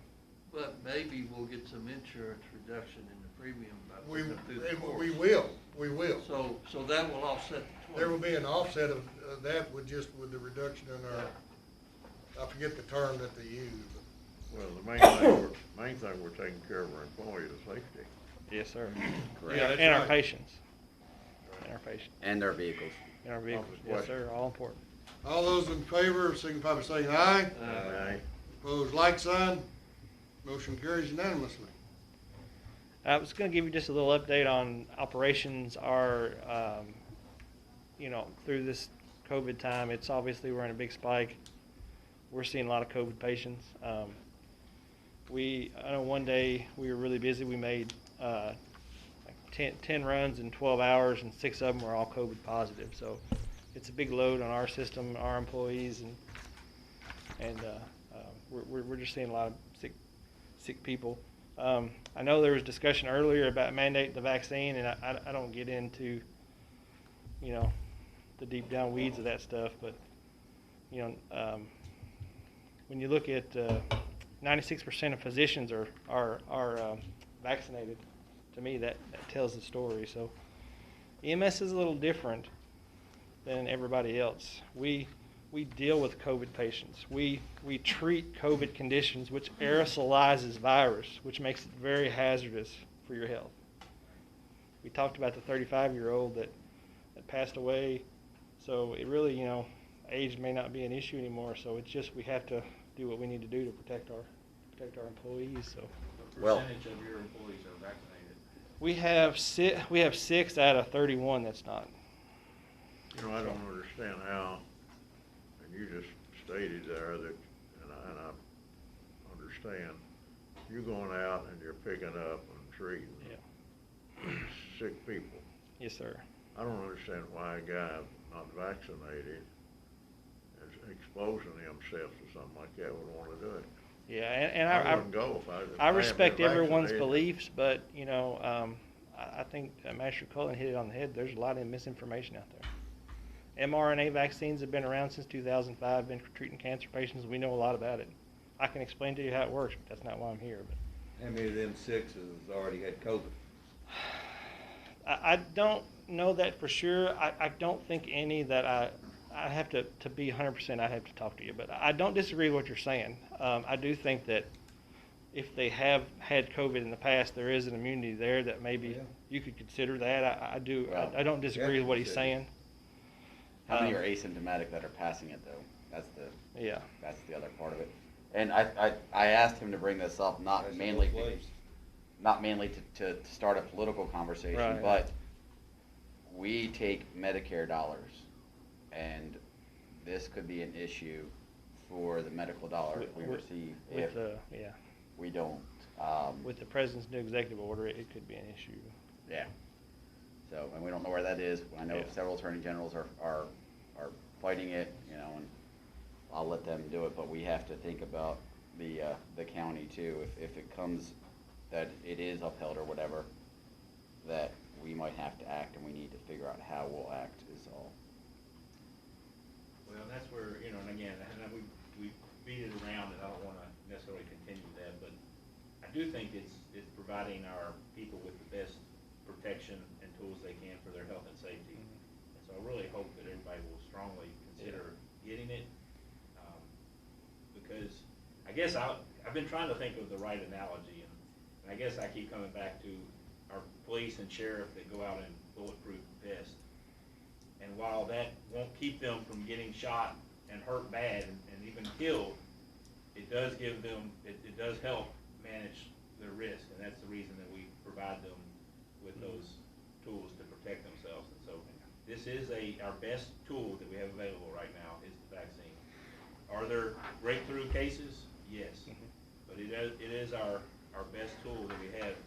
And as I keep saying, the virus is going to continue to mutate. We're going to continue to have variants until we get everybody pulling in the same direction and get a large percentage of our population vaccinated. Because the vaccine is going to have to adjust as well over time to the variants. And so those are things that are going to happen, and that's the reality of it.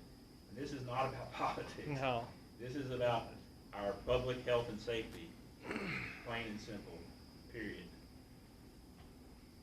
All right, what else you got, Mike? That's all. I thank you for your time. I appreciate it. Thank you. Mike. We send Miss Shannon in for us. We'll do it. Howdy. Good morning. Morning. Morning, Shannon. Just have, I think, one comp agreement to be I'll make that approved. motion. Second. Okay, motion made by Magistrate Cullen. Who seconded that? That's right. Magistrate Short. She has to sit out there longer than she has to present. We should just move her up and let's just get her knocked out. Yeah, all those in favor of approving the compensatory time agreement for Christopher Carter, signify by saying aye. Aye. Opposed, like sign, motion carries unanimously. Thank you. Thank Do you want to ask her about, you know, we were talking about an HR rep or whatever, to see how she feels about that? So she's We already know. Yeah, they do. She's in favor of it. Okay. Well, we had her here, so. Yeah, no, I actually thought about it, but I trust these guys. All right, give me that name again.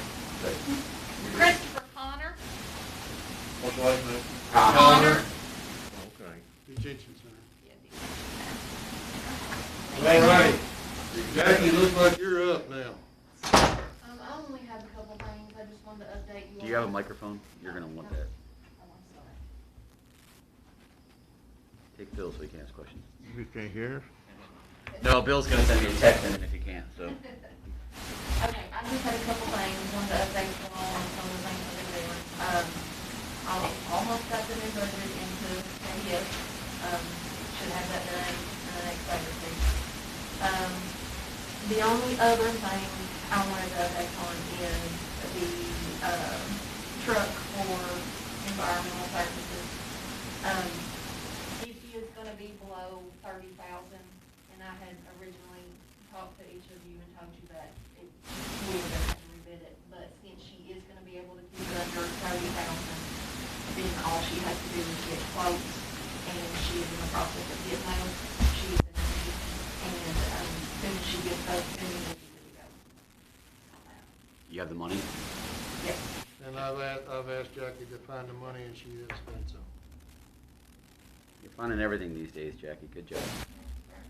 She's doing a good job. She's doing a good job. She is doing a good job. Thank you. Thank you for the job you guys are doing.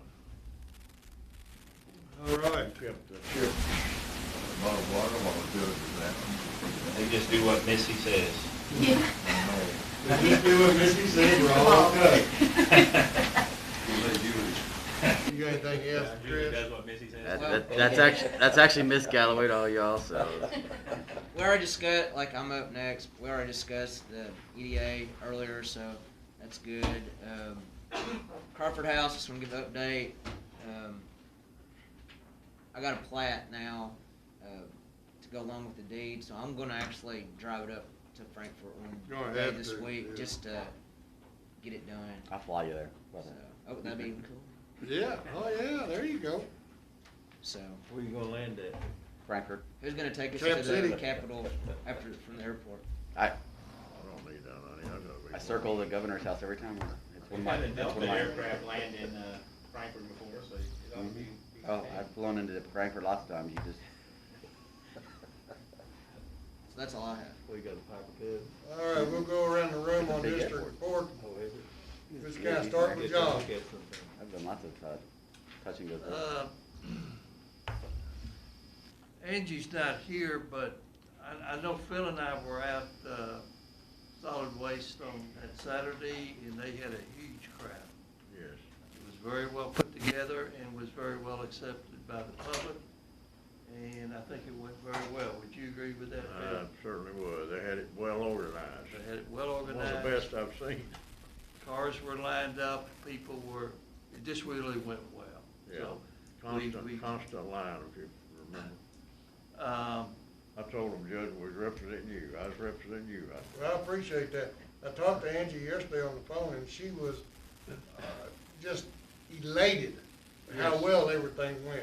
it did. I would agree with that statement. Went real well. And observed it, so, good job. We had, I'm not blowing Martha's horn, but we had, they had their pruning crew in and we, as a county, had 6 employees there, so I congratulate Dwayne on getting people down there to learn how to prune the trees better in Constitution Square, which we own, so, that went well. When we adjourn today, I would like to recommend that we adjourn in the memory of Teresa Paris Sounds good to me. and the mayor's mother, but a family. She and George were rocks here, years in my younger years here, worked very hard for this community and was a huge part of this community. So, she was 90-some years old. and 95. 95. That time had come that we all will get to someday, and, but this would be a nice way to remember her. Make sure you're ready to go. That's all, sir. Okay, thank you. You're here to those comments, and I have nothing else to add. All right. Go. I grateful everyone's okay, especially you, sir. Hopefully Tom's doing okay. I know he's got some problems with the house or whatever, but His problems are with the house, not not him. Right. He's good. 60 So one thing that I thought it would be nice if we, if you talked about with your staff, Phil's probably aware of this, but there's been a partnership between EKU, KACO, and KLC to provide county and city employees with discounted tuition, free textbooks, and locked-in tuition rate for 2 years. So, I'm unaware of that. that just happened, I think, within the last couple of days. Matter of fact, we've been working on it, I'm talking about KACO for some time with EKU, and, yesterday, our director was over there. You might see him on TV, Yep, I didn't mean to take your steam, but signing proper paper. I thought it was important, especially when I was, we were talking with the EMS, we were talking with the jail staff. It'd be nice to let them know that, especially the law enforcement aspect over at EKU, if they wanted to go there, that KACO and KLC have done a great job with EKU. Now, what is the general cost, they pay free tuition? Not free tuition, it's discounted tuition, but free textbooks and a lock-in tuition rate for 2 years. So for all providing county and city employees. So, Locked-in, tuition, I think, will be a big thing. yeah. Yeah, it goes up about 8% a year. Yeah. That really needs to be publicized. Yeah. So, especially amongst your staff. Well, you can't, I hope that's in the local paper, Jason, maybe you can. It was on Facebook is where I saw it. So. But I don't think we get anything in the local paper. I was hoping we get some little publicity about the $8,000 that I brought back. I know. But, and they said they sent a news release on it, but I've never seen anything. Just the things like that, KACO, you'd have a stake off. You don't know, Judge, you were an employee for a long time. And, I think they all do a good job this way. Lonnie Campbell, there y'all have known him for a long time. He was with DOD for a long time when he came on over to KACO. I'm trying to make the quality, and I think you agree with me, so you instrumental in our. I got, Missy gave me these, emails to you from West, you wanna talk about those? Basically, That one on the. analytic bar chart. Are these things that we should put on our website? I think that we should very easily, this is not a political stance, we can share this information just like we share any other information.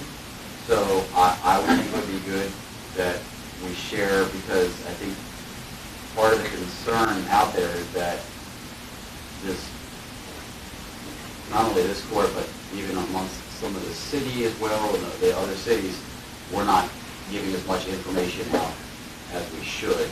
And it looks along our lines is that maybe we're not trying to be leaders in the community to provide them with the information. I think that one of the big reasons that this variant has swept through the community is we're, we just don't think it's a big deal. People aren't taking the stance on it like they did before. This is a hard position for me to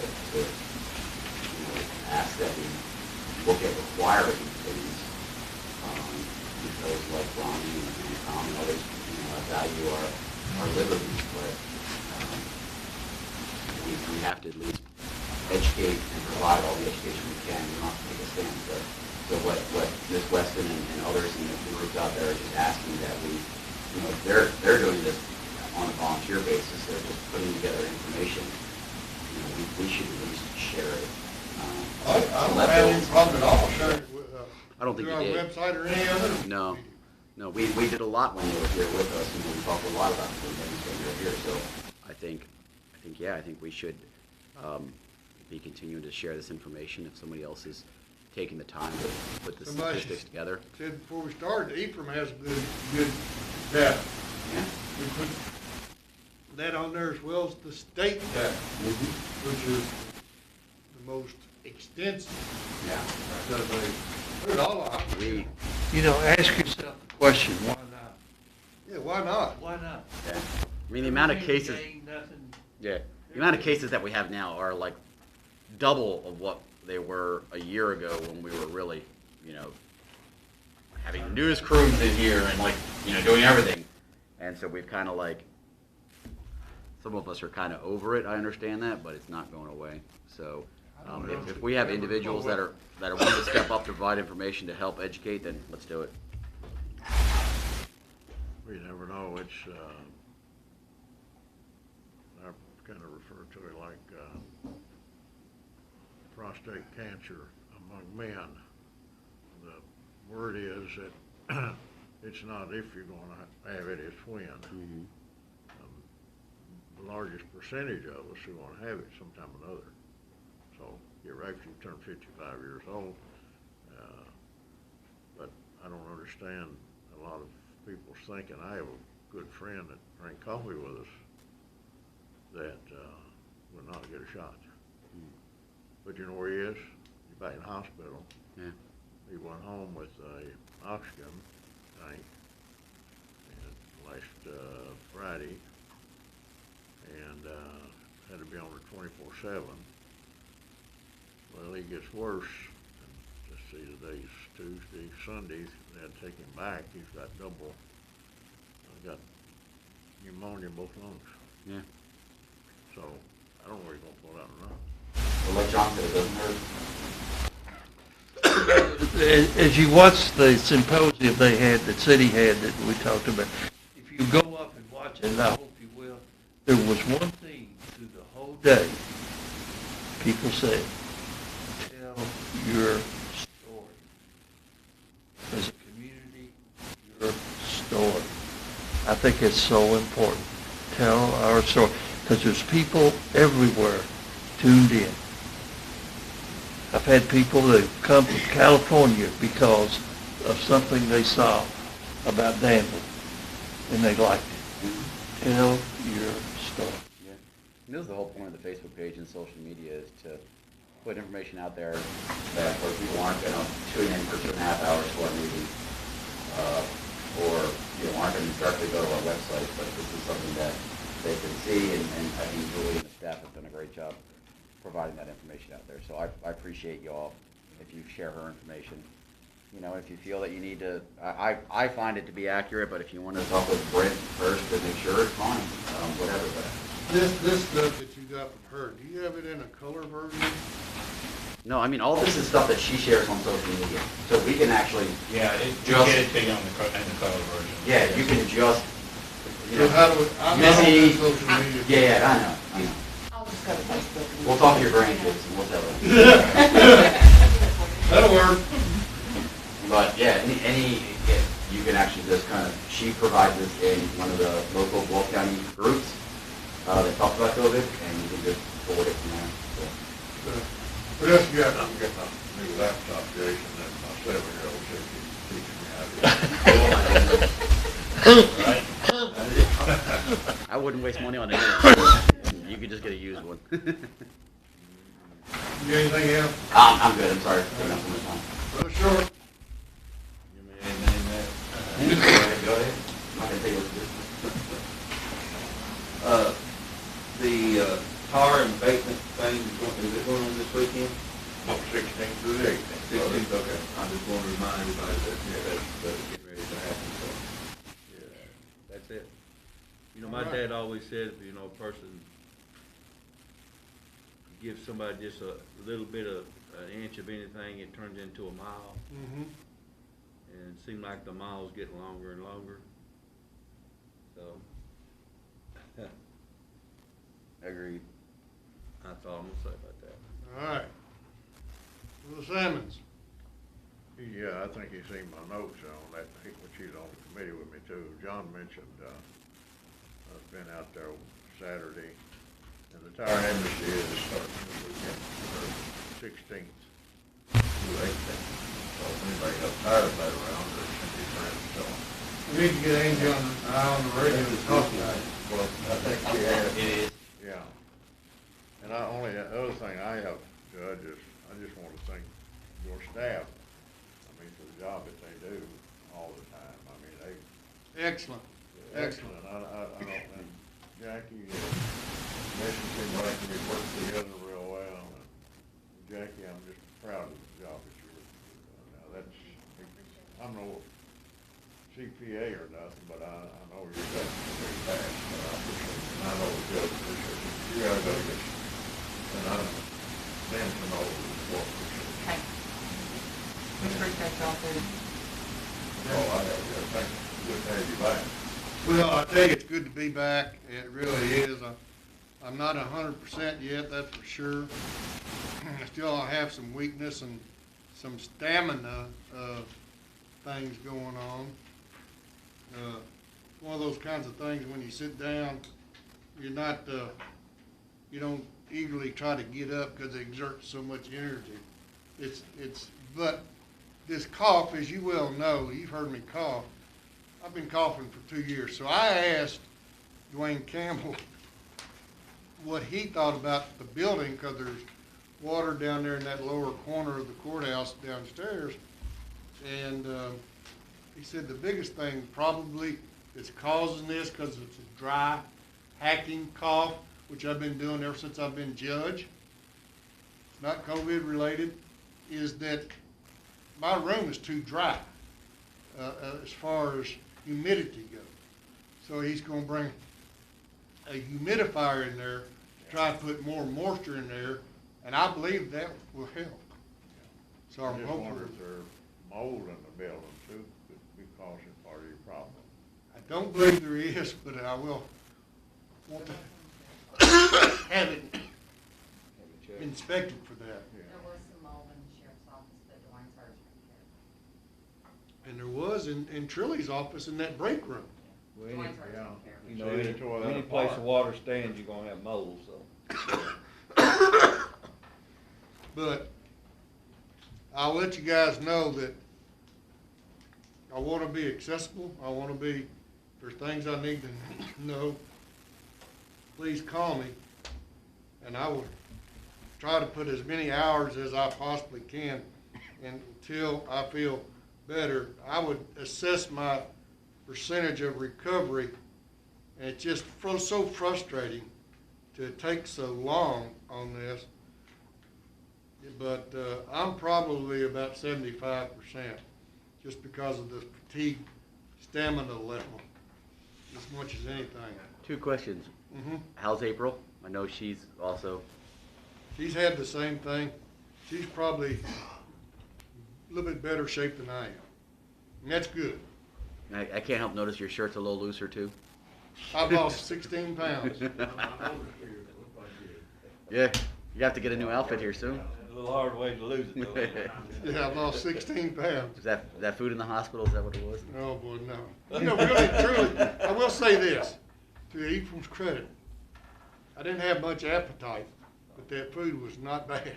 They do a fantastic job all around.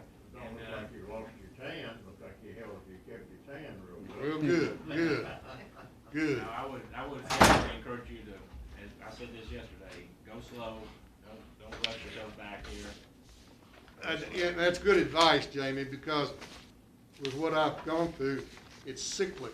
You'll get to feeling pretty good, and then you'll start doing stuff and getting out, and then you're down again, and then it comes back up. Don't, just take your time, you need to go home soon here today.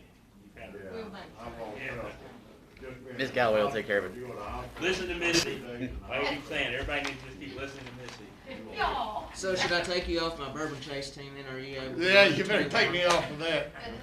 All right. I'm supposed to have a, Brian Ellis, I go to my doctor once every 6 years, and he caught me in a weak moment with this COVID kind of thing. So now I'm scheduled for chest test, pulmonary function test, this and that. Now, give me a break, please. You tell them this was a stress-free job. What do you need that for? Yeah. Well, you don't have to be here, so you can sit there and let the judge pro tem take over. I can, and I've heard you've done a good job. Well, I don't know about that, but we got through it, didn't we? We did. Ladies and gentlemen, thank you for everything that you do for this county. I appreciate you. I need to check on Tom. I didn't realize he was having some issues out there. But, Tom called me one, now I got, now I happen to know, last night, he had hired this firm. He's talking about his old house on Well Line, is what it is. And, there was septic problems, septic tank problems. And he got to have this firm come out, but I don't think he's really happy with it 100%. And it was, like I told him, it's gonna be expensive, and he told me who he'd get. We don't have these big names, these new vehicles, we're just been in business from all over town, and hire them. And, so we gotta have a line run. You had, the health department, who this guy is, that checks the septic systems out. He meeting me at 9:30 this morning, he told me last night. And the way that Tom was worried about the way they want you to put a new line in, because it was going to be just like a mound or something. And he said, well, I want to move it and mow over it and so on, you know. So he was having a bad time. But he had another name or two of another plumber that I knew it. I gave him the name that people would put some mind to it. that's good. That's good. Well, I tell you, it's good to be back. It's good to see everybody. I'm getting a little better every day. And I can't wait till I'm back to 100% because I want to get there. But thank each and every one of you. And hope you have a great week. I'll make a motion with you. With honor of Teresa. In memory of Teresa.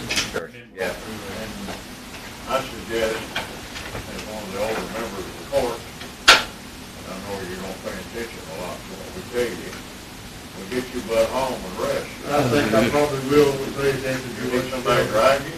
Huh? I thought about you this morning, calling you, see if you want me to pick you up. Oh, I'm not an invalid yet, but I appreciate the consideration. Well, I live pretty close to you, so. I know it. If he hangs out too long, we'll call him this Is there a April. second to the motion to adjourn? By a motion made by Cullen and seconded by Match J.